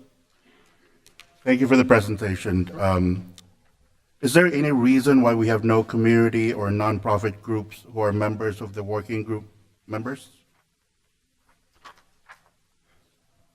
Especially social justice groups that are fighting for housing, low-cost housing. Well, I notice you have steering committee members, which is good, but the working group members are totally no representation here. The Housing Coalition group that was created through the CHAPA Municipal Engagement Initiative, which was a CHAPA grant that we received 2 years ago, that group has been engaged and asked to participate. So when you say engagement, how far is the engagement? It's just listening to them talk and not? No, we have many of those members are on the committee. Okay. Follow-up question. For the timeline, I know we're hiring some consultants around May 2022. In this 4 months of preparation, is the committee, the steering committee members and the working group members are part of that conversation with the consultants? Well, they're part of the Harvard Kennedy School. Will be giving we actually were on campus yesterday for a presentation for the halfway point for the Harvard Kennedy School project. They will be giving another update to the implementation group and also the steering committee. So there will be regularly touch points with the Harvard Kennedy School. As far as the consultant, we haven't created a scope at this point. Gotcha. But once this concludes, we're going to try and get them on board. I just want the community to be updated and be taken actively part of the process. Absolutely. Thank you. Thank you. Any other questions? Councilor Stabbit? Thank you, Mr. President. Under to Councilor Alex's comments, are there any members of the school department or school committee working on this? Because I think as we move forward with a housing production plan, Lynn currently has 16 to 17% of its population enrolled in the public schools, which is much higher than any community around us. Revere, Peabody, Quincy, for example, hover around 11%, and that equates to 5,000 to 6,000 fewer students than what Lynn currently has enrolled in our public schools. As we've all seen reported, we've had massive teacher flight to the point where the school committees considered doing an exit survey. I don't really think we need an exit survey. I think just need to open the eyes, but the schools, as you know, are crumbling. The only one we've kind of got in the pipeline to replace is Pickering. And if we do this on any large scale that increases enrollment in our public schools, we're going to be at a crisis situation. So I think that if anything, maybe representatives of the school committee or the school department should be included in this working group. I don't think there's any on the steering committee at this point, but we're definitely open to it. Okay, thanks, Jeff. Yep. Any other questions? I just want to thank you. I know how important the housing production plan is, and I know it takes a lot of people to put it together. There's a lot of moving parts to it. It's pretty complicated. There's a lot of reasons why housing is really expensive. There's a lot of simple reasons why it's expensive too. So I really appreciate the work the housing authority's done in the community on it. And if there's no other questions, just thank you. Thank you for coming. All right. Thank you very much. Thank you, Jeff.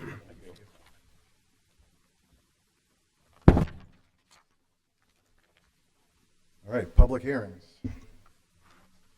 First public hearing is amend the ordinance establishing the Lynn Senior Citizens Property Tax Work-Off Abatement Program. Anyone wishing to speak in favor? Anyone wishing to speak in favor? Come on up to the podium, state your name and address for the record.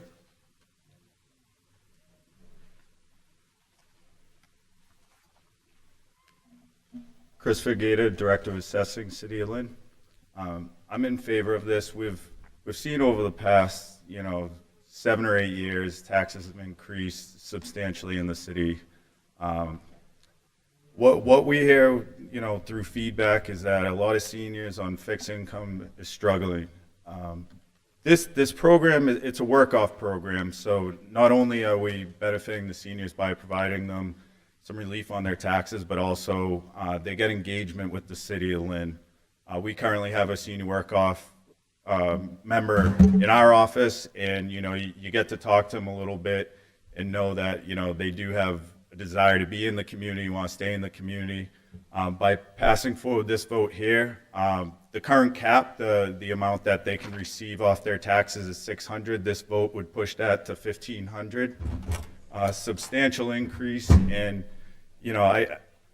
even with my first meeting with the mayor, when he began in January, most of our conversation was about the rising taxes and how we can help those who are struggling the most. And we identified a need to help seniors, and I think this vote would definitely be a step in the right direction. All right, thank Thank you. you. If you just step over for a minute, people have some questions. Okay? Anyone else wishing to speak in favor, come on up, state your name and your address for the record, please. Thank you, Council President. My name is Pam Edwards, and I live at 41 Ocean Street. And I also work with the Mass Senior Action Council. And about a year ago, we met with the assessor's office, and we just want to thank the assessor for listening to the seniors of the city. And this is a great first step, a good first step, just a step. Because we also talked about surrounding communities, and there are not only the work-off program, but I also, which is great, and raising it is going to mean big deal to a lot of our people. But if you think about your community and the seniors, many cannot do the work-off program, and they still need that relief. So we're going to continue to work with the assessor's office and try to address that economic hardship as well. Thank you. Anyone else wishing to speak in favor? Anyone else wishing to speak in favor? Anyone else wishing to speak in favor? Seeing none, that part of the hearing's closed. Anybody in opposition? Anyone wishing to speak in opposition? Anyone wishing to speak in opposition? Seeing none, that part of the hearing's closed. What's the wish of the council? Motion to approve. The motion. Second. Second, any discussion? Councilor Barton? Chris, if you could. I don't know if this goes to you or to Mike Patino, the CFO. I know we're hurting for crossing guards. Could they be factored into this? I'm not too sure of that answer. Mike, do you have an answer for that? You can just come up to the podium, Mike, for a second, please. Legal, right? Or legal opinion. I can say that I'm not sure what they're paying crossing guards currently, but the maximum we are allowed to so-called pay or reduce per hour is what the state minimum wage is for the senior work-off. So I'm not sure how the crossing guards, compare to that. Mike Bertino, City CFO. Could I just ask you to repeat the question? Yeah, sure. I know we're hurting for crossing guards in the city, and this might be a way to help us bring in more crossing guards. Could that happen? I don't see why not. I think there's a need for them. I know we've allocated money within the police budget for crossing guards. I think it's getting people to apply to help fill those slots, but this is also another avenue we could use as well.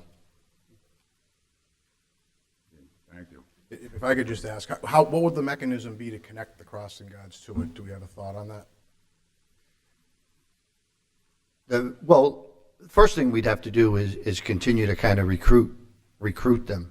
And then we'd have to fill all the open slots that we had. And if we didn't have the money, they could use the work-off as a way, or they could use both.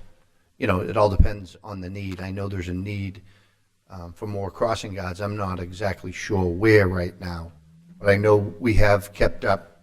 We increased the wages there last year as well at a request through the police chief. So I think it's more of a campaign to get people, to remind them that we have these opportunities, and they're, a couple hours a day, 5 days a week, 180 days a year. So I think it's a little bit about getting the word out and doing a little bit of outreach. Okay, all right. Thank you. Any other questions? Council Staben? Thank you, Mr. President. To Pam's point about some of the seniors unable to work in the work-off program, isn't there a deferral program as well, Chris? There is deferral program. Just to get back to the first part, though, if you're unable to work, you can designate someone on your behalf. Okay, so that is part of it. But the deferral program, a little bit more strict qualifications for that. But there is an opportunity for those over 65 to defer all their taxes till later in life, whether they sell their property or when they pass on and the estate handles it. So that is another avenue for them. Okay, great, thank you. I thought I'd seen it somewhere. Thank you, Mr. President. All right, any other discussion? Council Field? Thank you, Mr. President. Chris, you mentioned that there's a law that requires they be paid just minimum wage. But if they do work as a crossing guard, they're going to get paid more. So there's no cap. There's a cap on the $1,500, but they can work above and beyond that if they do want to be a crossing guard to make additional money. that can be used towards taxes, correct? Yeah, that's correct.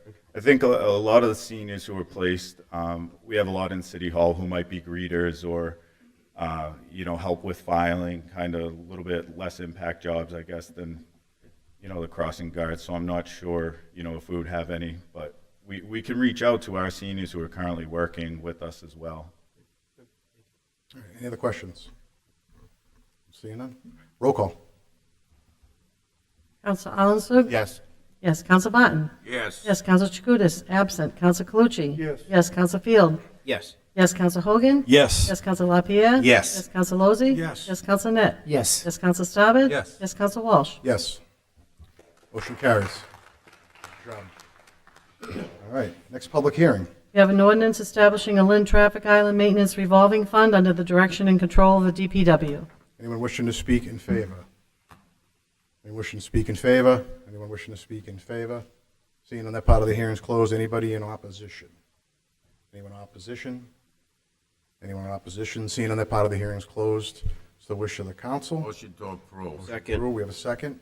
Any discussion? Discussion, Mr. President. Council If we're giving funds to maintain our center islands, why are there ads there with establishments' names? Is there a different process for that? And if there is, how long would it stay there at the expense of the city advertising their businesses? I'm just Maybe Attorney Lamanna could come up and speak to that first.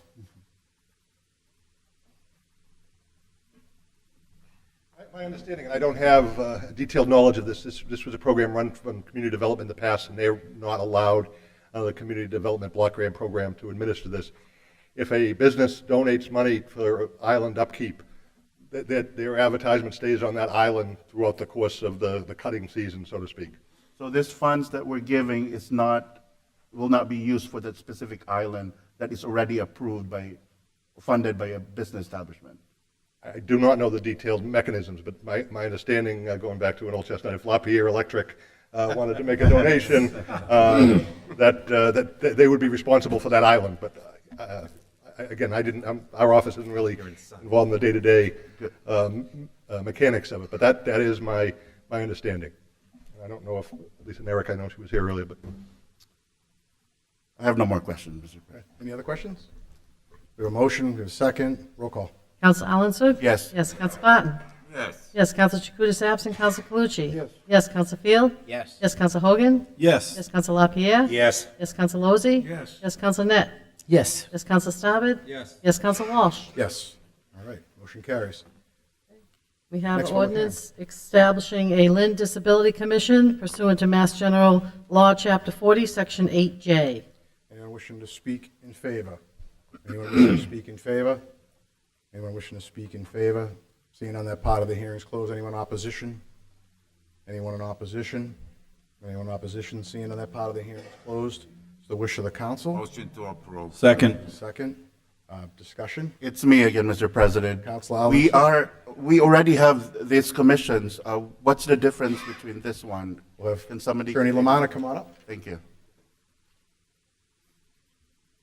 I give the mayor's office and John Fanner in particular credit. We've done a deep dive in each of the commissions, city commissions.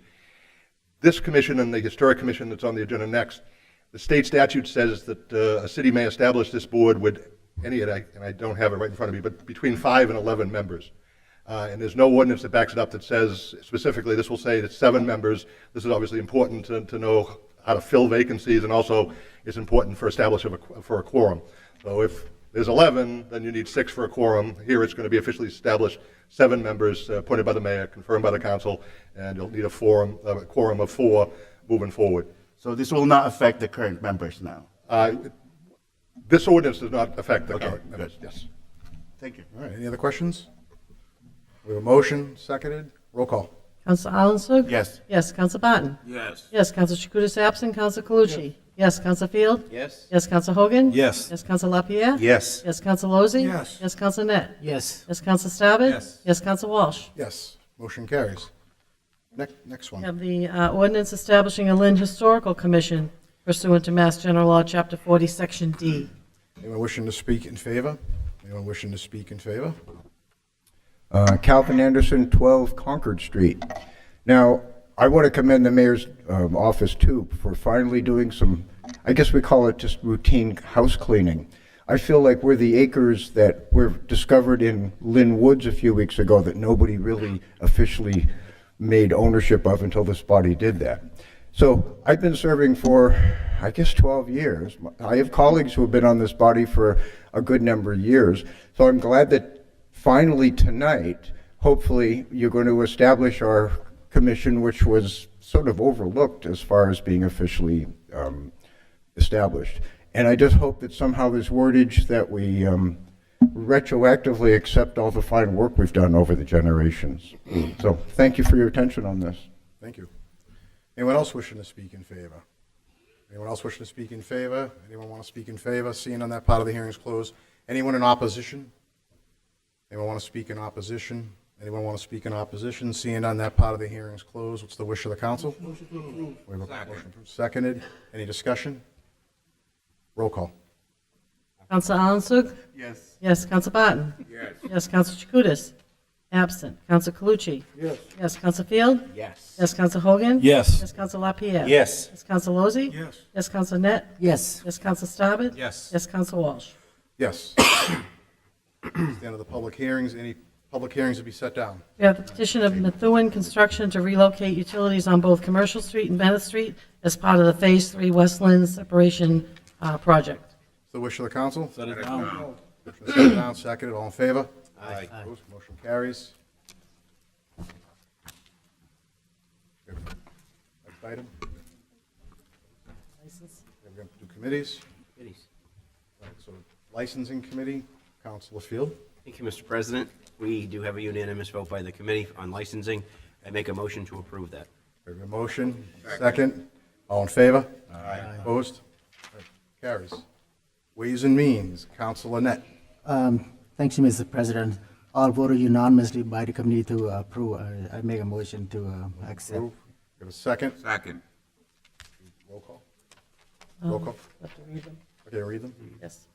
We have a clarification pursuant to Mass General Law, Chapter 44, Section 53A and a half. City of Lynn hereby accepts a gift of one shuttle bus as opposed to two vans previously presented to be utilized by the City of Lynn Elder Affairs Department from Cataldo Ambulance Service, Inc. Further ordered that the Comptroller's Office is hereby authorized to take any actions necessary to effectuate the purpose of said gift. We have the following transfers: $5 million from free cash to the Capital Stab Fund, $181,717 from reserve to the Police Department expense for shortfalls in the expense line for FY22. $7 million from free cash to the Rainy Day Fund. For the following certified funds: $46,020.37 to the School Department by the Mass Hire through the North Shore Workforce Board. $2,500 to the Fire Department for AED equipment. $100,000 to the Planning Department for the Lynn Harbor Shoreline Restoration and Planning Project. $51,100 for the FY23 Gateway City Grant. $250,000 to Community Development for the support of local shows and venues within local cities in order to compete with casinos. $6,500 to the School Department for the FY23 Proficiency-Based Outcome Summer Grant. $17,630 to the School Department for the FY22 Proficiency-Based Outcome School Year Grant. $131,630 to the School Department for the FY22 Title 3A Immigration Grant, and $268,321 to the School Department for the FY23 Gateway Summer FY23 Grant. We have a motion. We have a second. Second. Discussion. Roll call. Counsel Arlenswig. Yes. Yes, Counsel Barton. Yes. Yes, Counsel Chakutis absent. Counsel Calucci. Yes. Yes, Counsel Field. Yes. Yes, Counsel Hogan. Yes. Yes, Counsel LaPierre. Yes. Yes, Counsel Lozey. Yes. Yes, Counsel Net. Yes. Yes, Counsel Starbed. Yes. Yes, Counsel Walsh. Yes. Councilor Net, was there an emergency? Yes, they were all emergency voted by the committee. I make a motion to accept. We have a motion. Second. Any discussion? Roll call. Counsel Arlenswig. Yes. Yes, Counsel Barton. Yes. Yes, Counsel Chakutis absent. Counsel Calucci. Yes. Yes, Counsel Field. Yes. Yes, Counsel Hogan. Yes. Yes, Counsel LaPierre. Yes. Yes, Counsel Lozey. Yes. Yes, Counsel Net. Yes. Yes, Counsel Starbed. Yes. Yes, Counsel Walsh. Yes. Motion carries. Utilities. Councilor Arlington. Thank you, Mr. President. We have 5 public hearings: Chatham, Commercial Street, Harvest, Oakville, and Webster Street. We have unanimous vote by the committee. Motion to approve. Second. Motion approved. Seconded. All in favor? Aye. Opposed? Motion carries. Public property, Council Staben. Thank you, Mr. President. Quite the agenda tonight. Request from the Health Department to use the foyer for National Public Health Week retroactively, April 4th to April 8th. Unanimous vote of the committee. Motion to approve. Motion, second. Second. All in favor? Aye. Opposed? Motion carries. Number two, discussion regarding the multi-service center, sending out a request for interest, ideas, and innovation. Unanimous vote of the committee. Motion to approve. Second. We have a motion to approve. We have a second. Any discussion? All in favor? Aye. Opposed? Motion carries. Discussion regarding the purchase of the former third grade Marshall School, to extend the closing date to May 31st of this year, and also to authorize the solicitor to allow the East Boston Community Development Corp. to seek a variance prior to the closing with ZBA. Unanimous vote of the committee. Motion to approve. Motion, seconded. All in favor? Aye. Opposed? Motion carries. Authorize the mayor to sign an agreement with Kaboom if the funding grant becomes available for the play structures at the Cook Street Park. Unanimous vote of the committee. Motion to approve. Second. Just want to make sure we don't need a roll call for that one, from the mayor, or for the mayor's office.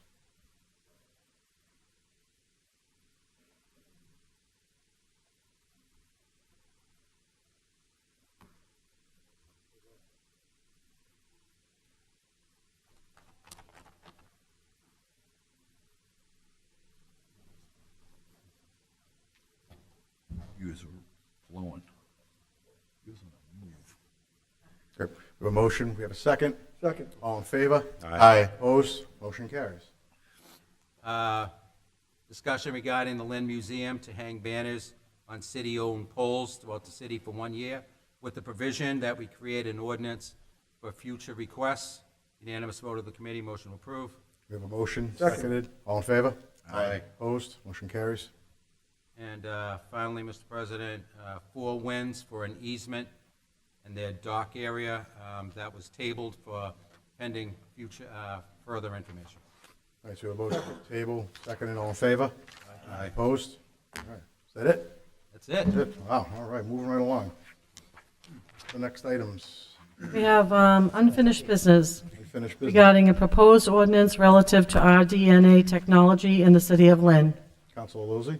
Yes, Mr. President, thank you. We tabled that at the last meeting, and I just want to read Section 9 of that proposed ordinance as it's written now. Recombinant DNA use requiring physical containment greater than the biolevel 3 shall not be permitted in the city of Lynn. Councilor Lozey, I think we have to take it off the table first, if we could have a motion. Oh, I'm sorry, Mr. President. No Yeah, I'd problem. like to make a motion to take it off the A table. motion off the table, we have a second. All in favor? Aye. Do we need a roll call for that? Okay. Do we need a roll call? Yes, Counsel Alanson? Roll call. Yes. Yes, Counsel Barton? Yes. Yes, Counsel Chakutis absent, Counsel Calucci? Yes. Yes, Counsel Field? Yes. Yes, Counsel Hogan? Yes. Yes, Counsel LaPierre? Yes. Yes, Counsel Lozey? Yes. Yes, Counsel Net? Yes. Yes, Counsel Staben? Yes. Yes, Counsel Walsh? Yes. All right, sorry. So back to what was in there. I'd like to make a motion to amend Section 9 to read that recombinant DNA use requiring physical containment greater than the BL2 level shall not be permitted in the city of Lynn. An institution shall provide the LBC within 30 days, with 30 days notice prior to recombinant DNA use requiring physical containment at biolevel 2. It's in form of a motion. Second. It is. We have a second. Any discussion? I guess there's discussion. Councilor Field, then Councilor Calucci. Councilor Field? So just to follow up with the discussion, we have the mayor's office here to answer some of the questions. I think we've asked Attorney Lamata to Attorney come and Lamata, ask okay. the questions. Yep.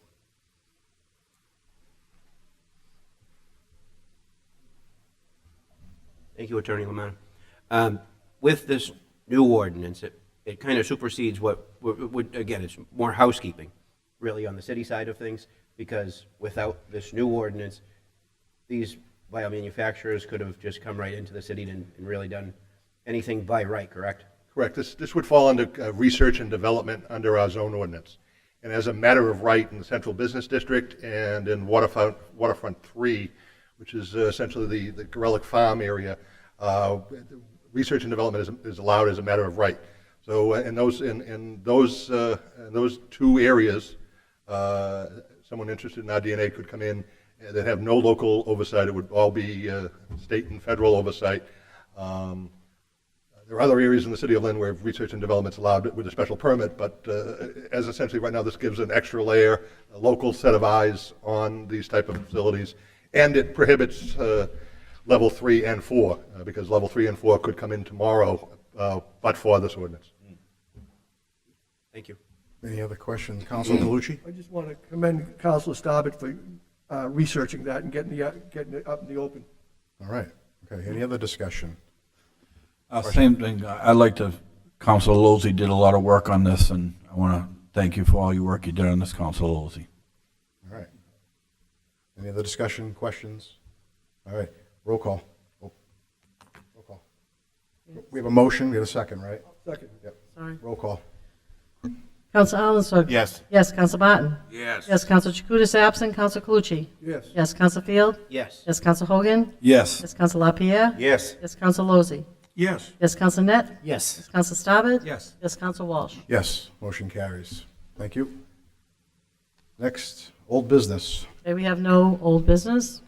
We have some new business. We have the discussion regarding the senior tax abatement increases per Mass General Law, Chapter 59, Section 17D and 17E, and Mass General Law, Chapter 59, Section 41C.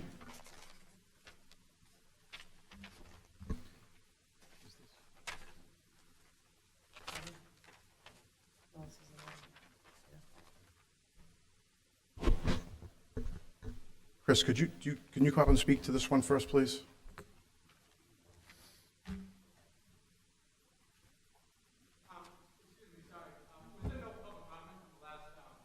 That public hearing was closed the other night. There was no public hearing tonight for that. Not tonight, no. No, not tonight. That motion's carried. No. Nope. That hearing's closed. I said the hearing is closed. Chris, could you come up and speak about the tax abatement, please? Thank you. Any more, we're going to have you leave, please. Thank you. We have to have you leave, please, if you're going to outburst, please. Yep. Chris, if you could just explain the tax abatement. This is like the second item that we're looking at tonight. Sure. The 41C for qualifying seniors, the exemption's currently $500 a year. This vote would increase the maximum possible, which is 100%, so it would bring it up to $1,000 a year. So we're doubling that exemption for seniors who qualify. So we had one already that we voted on earlier, and this is a secondary? That's correct. Okay. No, the one earlier was the senior work-off. This is just if you qualify for it based on your income and assets, then it's $500 a year for seniors over 70 years old. So anyone with questions on whether or not they may qualify can reach out to the assessing department. There's a lot of information on our website. But this is another tool for us to help seniors. So it's been $500 for as long as I can remember. That's kind of the state standard. Anything above that is through a local option, and that's what we're here today, is looking to double that and increase it to $1,000. All right, great. Any questions? Council Field? Yeah, thank you, Mr. President. Chris, what's the age limit? 70 years old. Thank you. Any other questions? Comments? Just Council I LaPierre? don't know if you have the data in front of you, Chris, but how many of our seniors access this program? So this past year, we had roughly 65 or 70. Total? For 41Cs, for that particular. We have a number of different exemptions.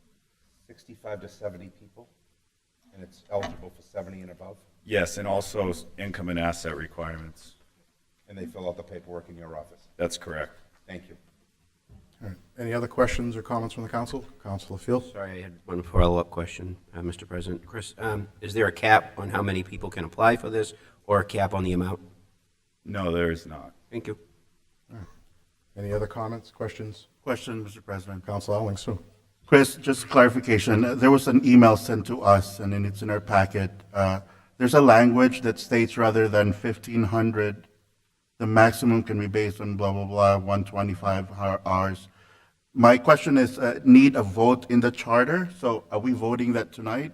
Or so we voting to change the charter, or? That was the public hearing vote on the 5K that we did earlier.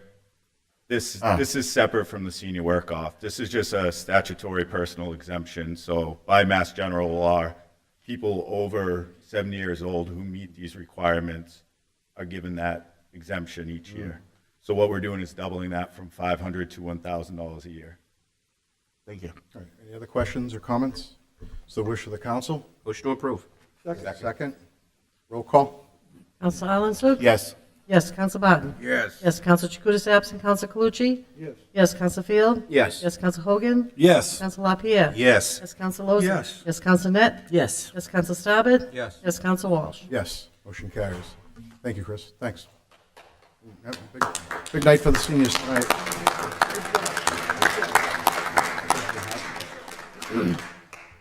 All right, the next discussion. Is community host agreement, the delivery courier model, Taste Buds at 1103 Western Ave. Attorney Lamanna, could you come up, just explain what this is, please? So this is a new model. As you all know, we have 8 approved brick and mortar cannabis retail establishments in the city that have been approved. This is a courier delivery model, so it's a different variation of a host agreement. So we're looking for a vote to authorize the mayor to enter into this agreement. I spoke with the city planner. Some changes that were suggested by the applicant who was here tonight was agreeable to the plan of the law department.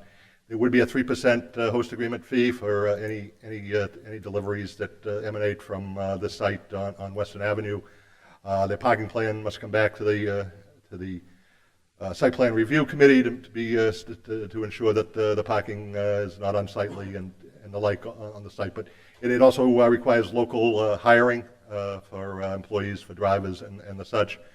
So it is a different model. If they do deliver from a Salem facility or a Swampscott facility, the city of Lynn will be collecting 3%. That money typically would be going to Salem or Swampscott as the cannabis supplier or the facility.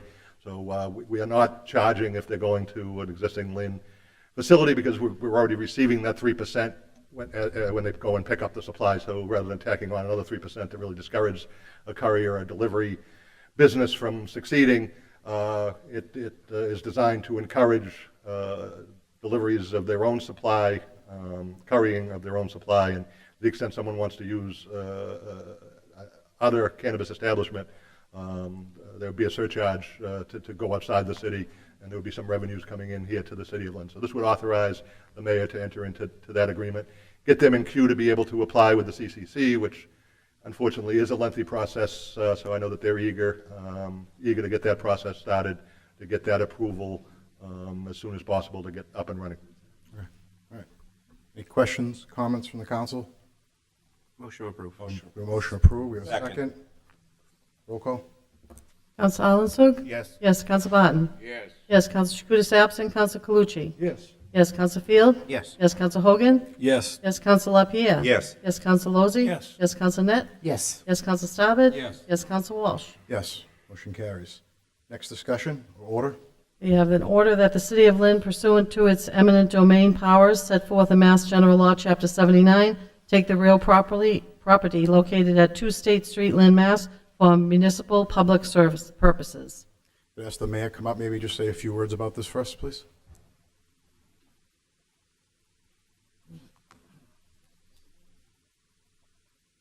Thank you, Council President Walsh, good evening, councilors.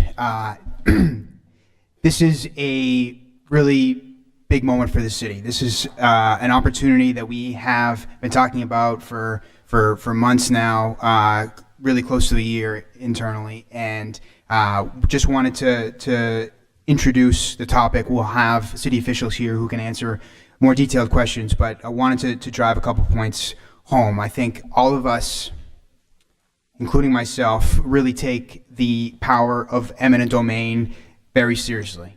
This is a big step, and we need to understand that, and we need to understand that it should not be taken lightly, and I certainly don't take it lightly. I know none of you do as well. That being said, it's also important to remember that, you know, as we're thinking about the taking of these properties, these were properties that were for sale, that the owners had decided to dispose of, where we have no intention of displacing anyone, owner, tenant. We have given ample notice throughout the process and really followed the process closely. Are somewhat limited as a municipality about how we can participate as a typical market actor by the public procurement laws, and so this has really become our best option, and I think it's a really exciting one. We know that we have significant space needs in the city of Lynn that these properties would really help us address.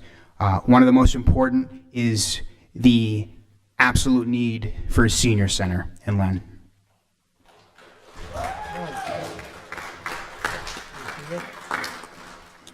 We're certainly past due on our obligation to have a suitable senior center, and very excited to have this opportunity before the council to move forward in that regard, as well as important space needs for the Welcome Center, for the Lynn Public Schools, for public health, for public safety, for really important city functions. And I think it's important to recognize that the city has been actively looking for space, putting out RFPs for some of those needs, and this has become our best option.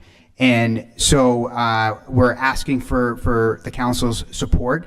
There's still going to be work. There's still going to be a lot of work to move forward with this. There's going to be time. There's going to be planning. There's going to be expense. But we're really excited to go through that process and make what I think is going to be a historical presence in the community for these key functions for our seniors, and for our students and for our community members, and to have that lasting presence in the community.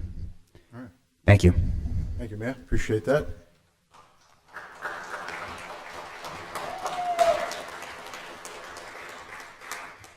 Any questions, comments, motions? Motion to approve. We have a motion to approve. Second. We have a second. Discussion, Council LaPierre. Oh, I'll reserve comment. Thank you. Okay. So we have a motion, we have a second. All right, roll call. Counselor Arlenson? Yes. Yes, Counselor Barton? Yes. Yes, Counselor Chakutis absent, Counselor Calucci? Yes. Yes, Counselor Field? Yes. Yes, Counselor Hogan? Yes. Yes, Counselor LaPierre? Yes. Yes, Counselor Lozey? Yes. Yes, Counselor Net? Yes. Yes, Counselor Stabbit? Yes. Yes, Counselor Walsh? Yes, motion carries. Next discussion. Is a discussion order that the City of Lynn, pursuant to its eminent domain powers set forth in Mass General Law, Chapter 79, take the real property located at 11-17 and 37-41 Friend Street, Lynn, Mass, for municipal public purposes. It's the wish of the council. Make a motion to approve. A motion to approve. Second. Discussion. Council LaPierre. Thank you, Mr. President. I know that this evening we are embarking on a historic evening, as the mayor characterized, in these takings by eminent domain. I also don't want to bury the lead. I know that we have an audience here, a very dedicated audience that are very concerned with spacing issues. I've had discussions with the mayor, I've had discussions with the chief of staff, I've had discussions with yourself and some other colleagues of mine. We want to be sure that the members of Mass Senior Action, and frankly, generally speaking, all of our seniors, have adequate senior recreational space. They've waited too long since the displacement on Silsby Street, and for us to, I think for us as a body, when you start comparing our senior population in terms of its size versus square footage of facilities that warrant a just place to gather, comparably speaking to a Salem or a Peabody, where you'll see fewer seniors, yet bigger space for seniors to gather. Keeping that in mind, and I know it's not the time or place right now, but I want to be positively clear with this body and the city as a whole that I want to go on record to support the senior citizens of this city and the adequate space that it is going to take to make sure that the Element Care Building on Friend Street is not only state-of-the-art facility, but that people can gather, and we are still in a post-COVID situation, but COVID still looms, very much impacts our daily lives, social distancing. Whenever this rebuild and retrofit occurs, these seniors deserve to have the space that it will need and required for them to actively participate in our senior community. I appreciate it, but I'm still not done. While I have the mic, and I know it's not a vote tonight, but again, making sure there are other issues around space, and I fully recognize that. I have a history with the Lynn School Department, for example. I know our health department is struggling. I know 911 dispatch, public safety has been mentioned. But please, looking at the size of that building, there is no way that you can take 106 parking spaces on Bennett Street and convert them to 76 parking spaces on Friend Street and say that our seniors will have adequate parking.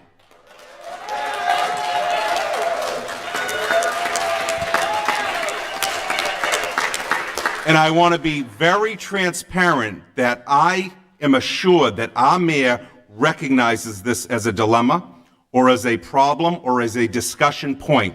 So I would like to be involved in these discussions when they do happen. I'm sure several of my colleagues would like to be involved in these discussions. I'm sure our community of blue shirts would like to be involved in these discussions.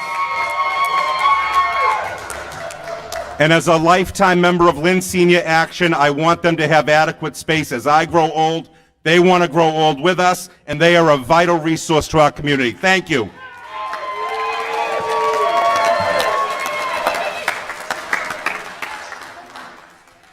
Any other discussion? Ditto, Brian, ditto. Tonight we represented the youth of Lynn winning 2 state championships. And I've been a fighter for the youth of Lynn for so many years. But tonight, it's time to give the state championship to our seniors who've been here forever. So give it up for them seniors.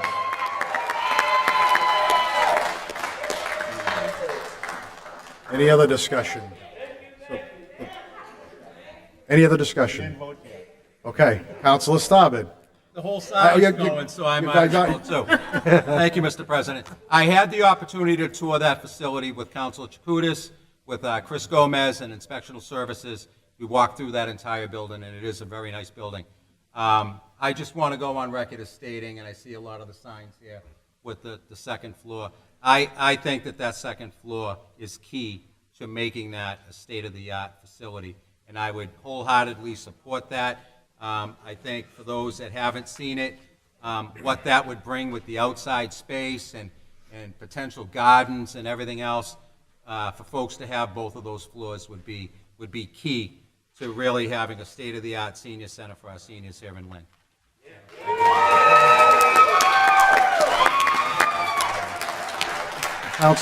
Councilor Field. Thank you, Mr. President. I don't want to take any accolades here. I just want to speak on behalf of our colleague, Councilor Chakutis, who could not be here tonight, and the hard work and dedication that she continues to put in, not only for this discussion this evening, but for always supporting the seniors. Out of everybody here, nobody works harder for the seniors than Councilor Chakutis. So if anybody deserves a round of applause.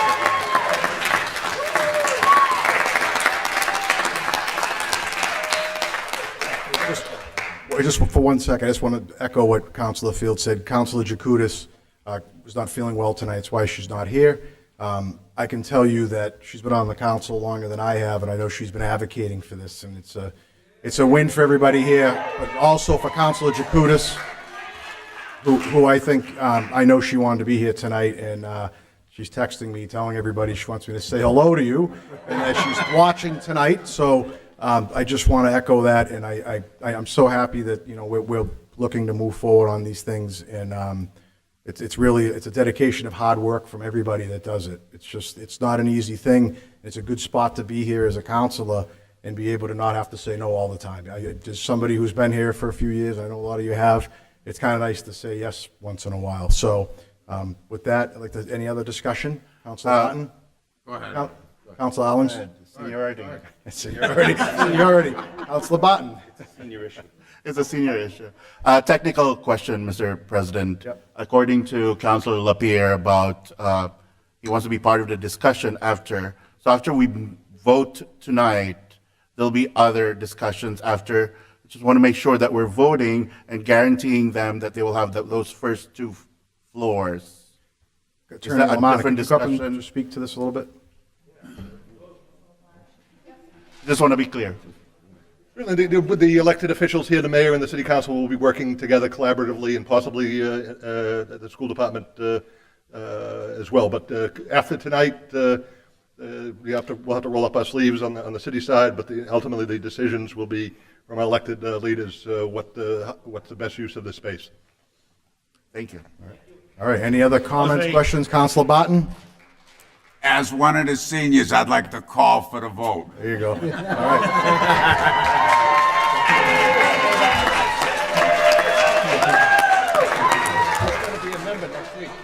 He's going to start wearing a blue t-shirt. All right, roll call. Councilor Alan Yes. Yes. Councilor Barton? Yes. Yes. Councilor Chakutis absent. Councilor Calucci? Yes. Yes. Councilor Field? Yes. Yes. Councilor Hogan? Yes. Councilor LaPierre? Absolutely. Yes. Councilor Lozey? Yes. Yes. Councilor Net? Yes. Yes. Councilor Staubed? Yes. Yes. Councilor Walsh? Absolutely, yes. Motion carries.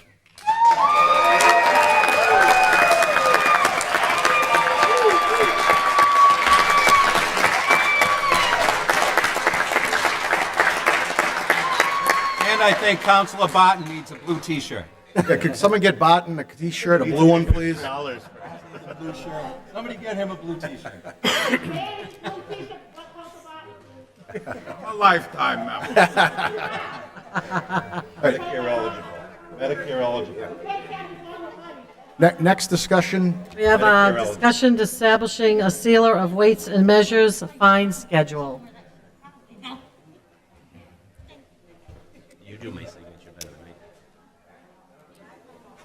What am I doing? Right here.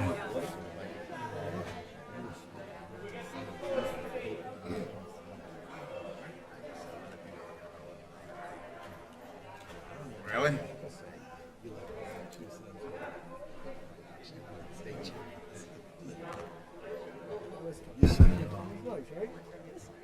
Black, blue. We're almost done. Yes, I think. This is unique. Right. I don't even know how to sign it.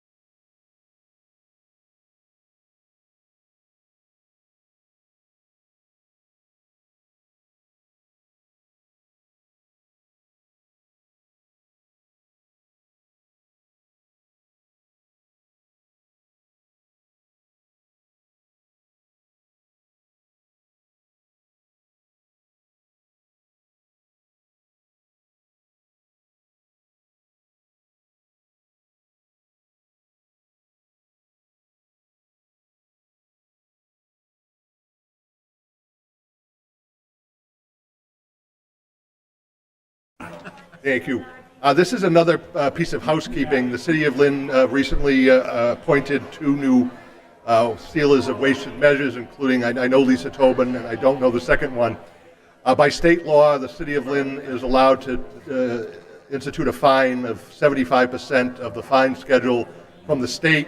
From our research, the city has never adopted this fine schedule. It has not been adjusted in many, many years, so the fines are generally low, but we are hamstrung that we can only charge 75% of that. The law department would recommend that we formally adopt that. They're going to be printing up ticket books, obviously, with gas prices and such. The sealer does do inspections to make sure that when you go to the pump, if you're paying for 10 gallons, you're getting 10 gallons.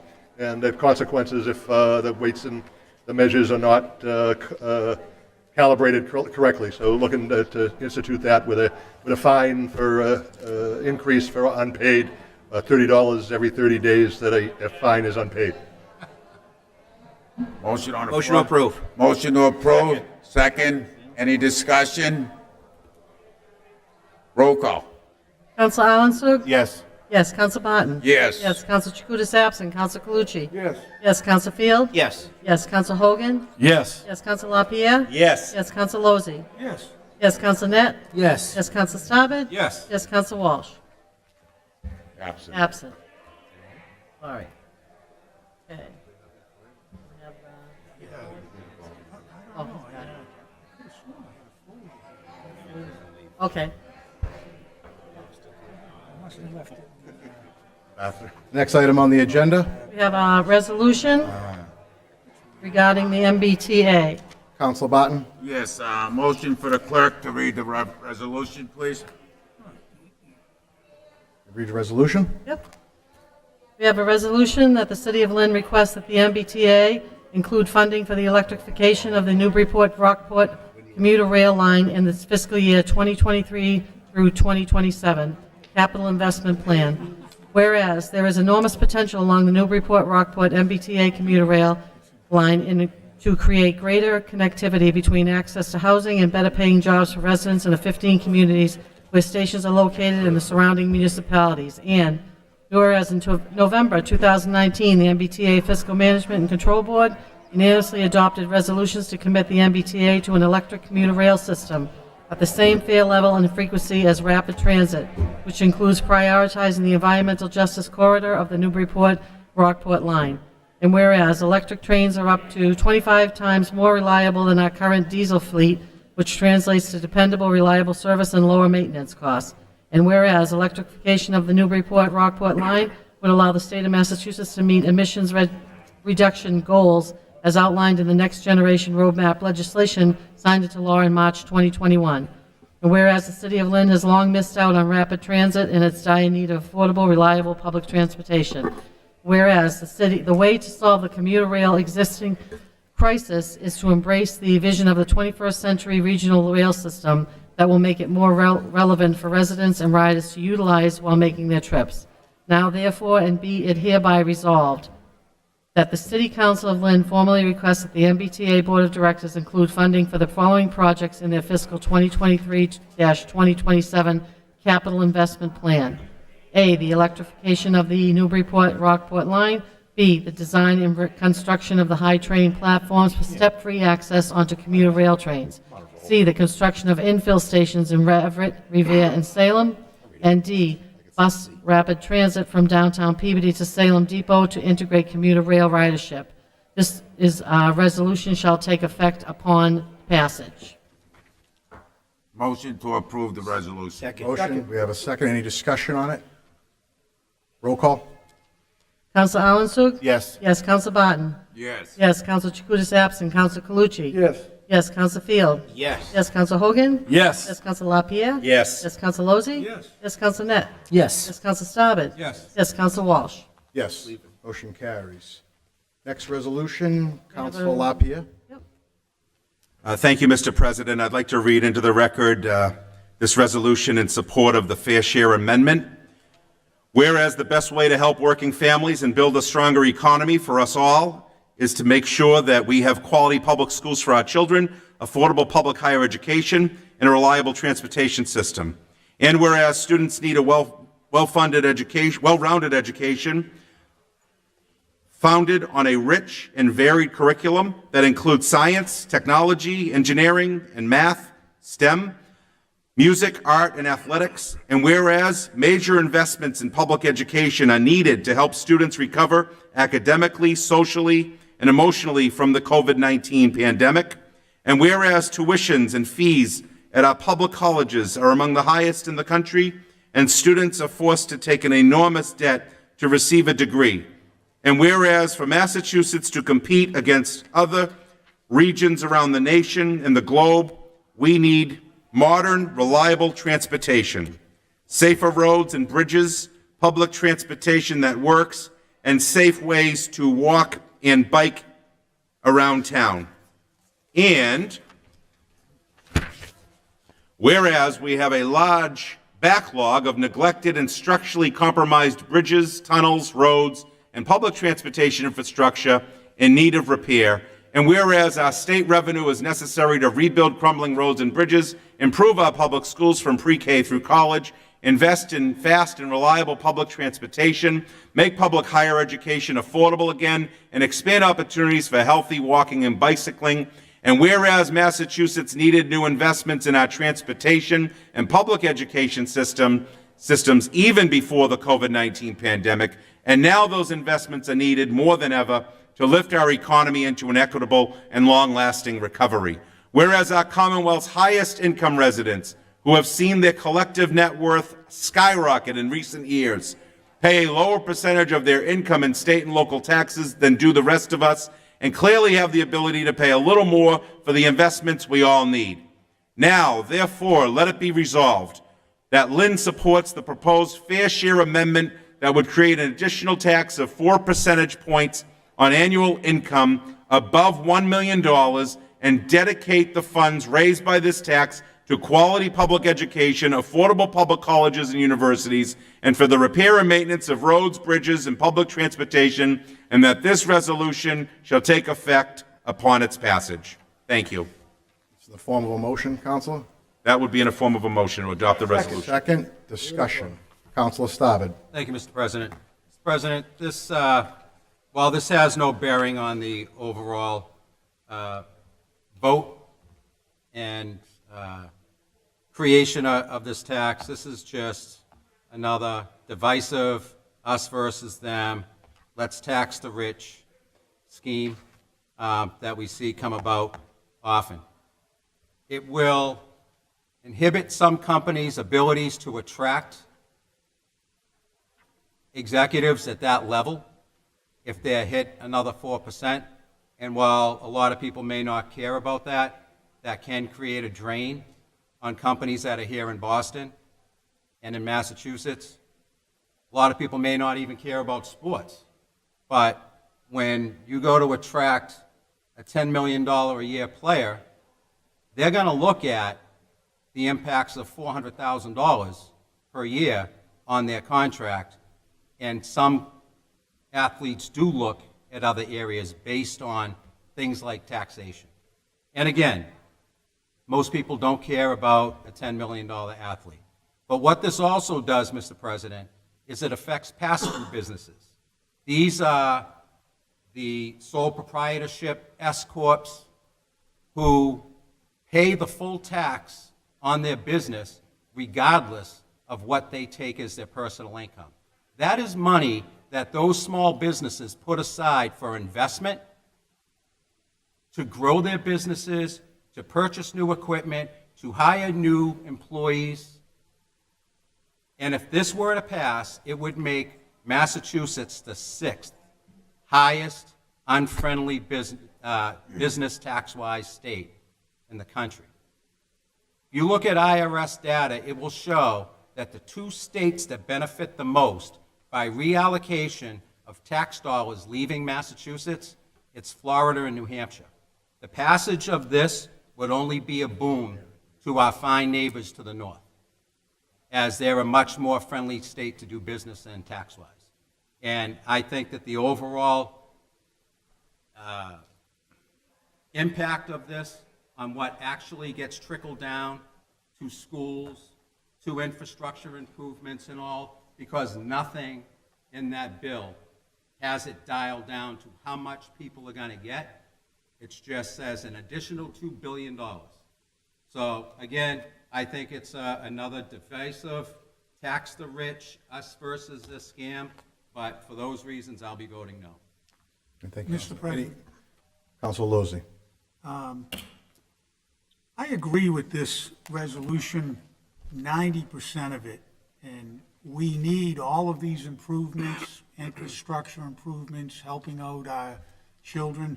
But I can't help but think, when I was in high school, we passed the alternative minimum tax that at the time we thought, oh, millionaires were going to pay for that.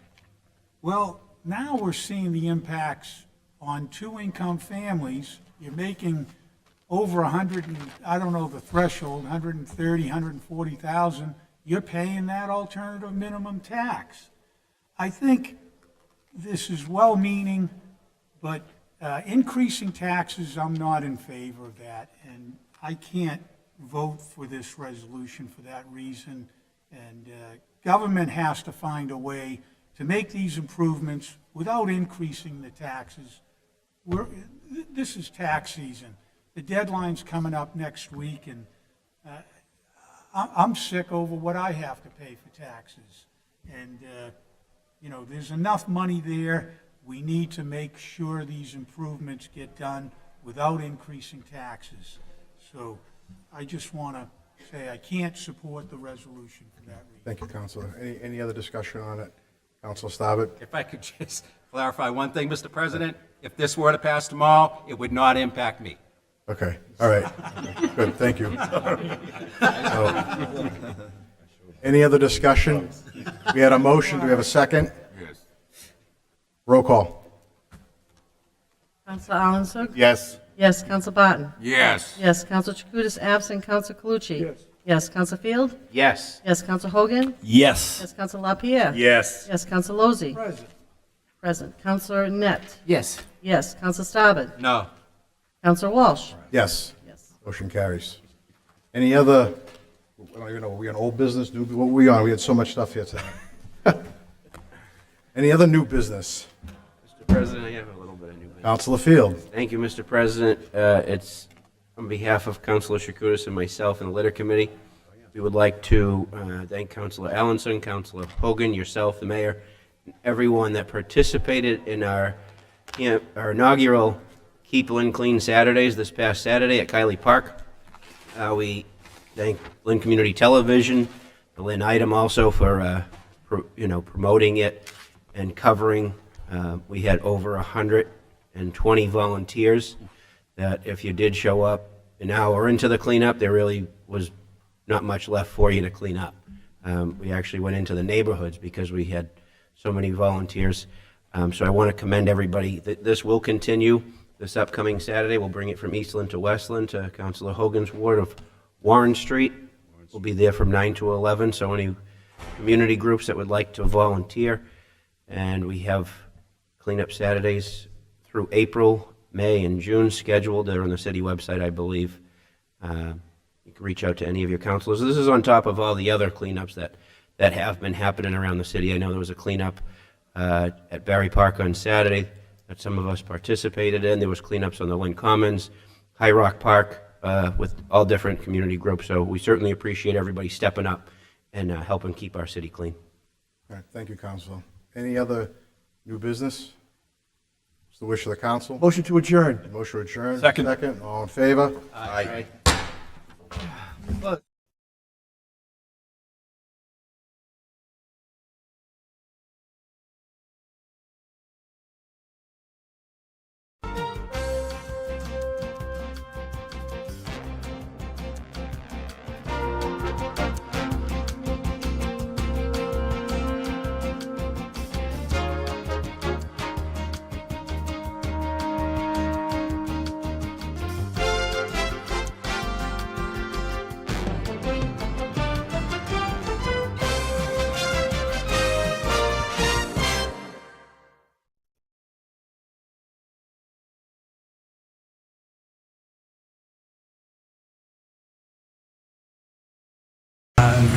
It's going to be 50 acres. The mayor had to submit by March 31st a letter how he was dealing with this, and by May 2nd, they planned.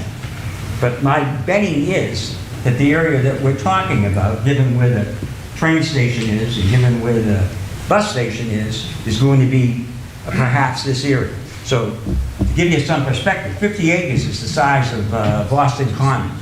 But not only is it 50 acres, within a 1 mile radius of that commuter rail station, okay, which is 500 acres, okay, certain uses are going to be permitted as of right, and certain uses are going to be allowed to have less than the required parking, and it's all to encourage development of sorely needed housing stock. At the same time, the City of Lynn was adopting a housing production plan, which has its objectives and goals. And then most recently, the city adopted a development team to vet proposals. And so this proposal has gone to the development team, and when I appeared in front of the development team, the mayor sat there, the mayor's assistant sat there, the ward councilor sat there, the city planner sat there, the head of the ISD sat there, and community development. All these folks have heard this proposal, and I believe they have sent you a letter in which they recommend its adoption. Also, the ward councilor had an active role because she has seen in her area tremendous growth. If you look at the downtown area, it's essentially Ward 5. If you look at the census, the greatest growth has come in this area. There's a story in today's paper about the Mosaic on Buffalo Street, a 10-story building. This project is not at that level, all right? This project is a $6 million investment to create 28 units of housing. The studios are 400 square feet. The one bedrooms are 500 square feet. I believe the two bedrooms are 700 square feet, and there's a total of 28 units. And as I say, it doesn't displace any persons who are currently living in any residence. When we went to the development team and made our presentation, there was input from Mr. Gator from the Housing Authority and from others with respect to the willingness of the developer, since there is no requirement to provide affordable housing, would the developer be willing to do that? And the developer said, in answer to the mayor and his suggestion, yes. And so the developer agreed to provide 10% of the units as affordable. And this is, again, not defined in the Lynn Housing Production Plan. One of the things about, quote, affordability is how do you determine it? So I was in front of the city council in December when Jay Walsh, who's now the city council president, asked me about that. And I said, well, your plan says it's 80% of the AMI. That's the area median income. But that's for Boston. And Mr. Gator said when we were at the development team that that won't work in Lynn. And so the developer agreed with respect to affordability to not only have 10% of the units be affordable, but to have it at 60% of the AMI, which I think Mr. Gator thought was something that could be achieved by people who are looking for affordable housing in Lynn. Yep. Mr. Chairman, can I just ask a brief question? Can you wait till we finish Sure. with his Okay. speech and then Okay. everyone will have an opportunity to ask. So that I know there are many people here that are concerned about affordability, so understand there is no requirement, notwithstanding that there is no requirement, there will be affordable units and they'll be at 60% of the AMI. So we have more than fulfilled what is not a requirement, okay? Secondly, with respect to the governor's plan, I just want to give the board, because this was sort of eye-opening to me, okay? I told you that if you're in a half mile of the commuter rail station, so I stood here a few weeks ago, a month or so ago, and said to the then chairman, we got to get a couple of thousand units, and how do we get there by subtraction if I don't get more units? So I was wrong. You know what the number is? Here's the number. The city of Lynn, which has, I think, 36,782 units of housing right now, is required by May 2nd to produce a plan that will show that it will add 7,356 units of housing. This is the governor's plan for an MBTA community.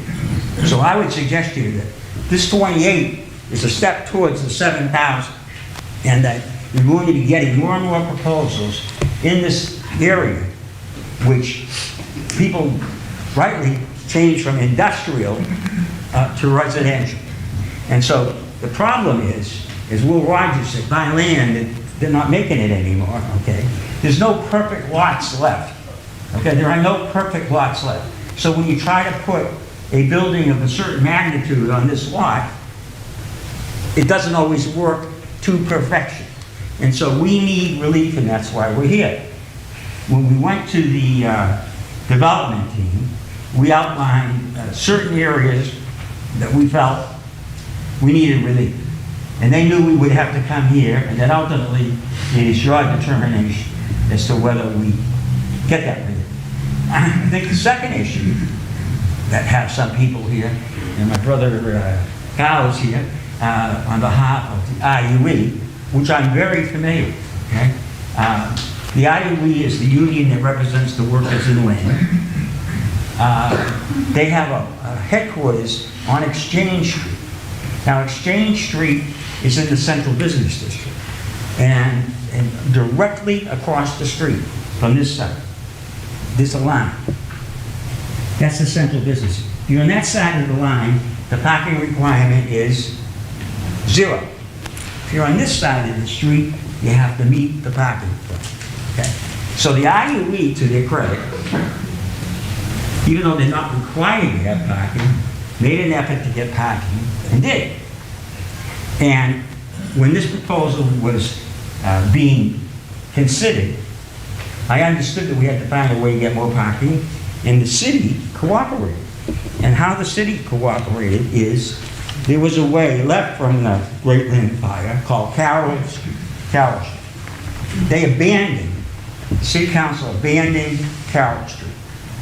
When you discontinue a way, or you abandon a way, the principle is that half of the land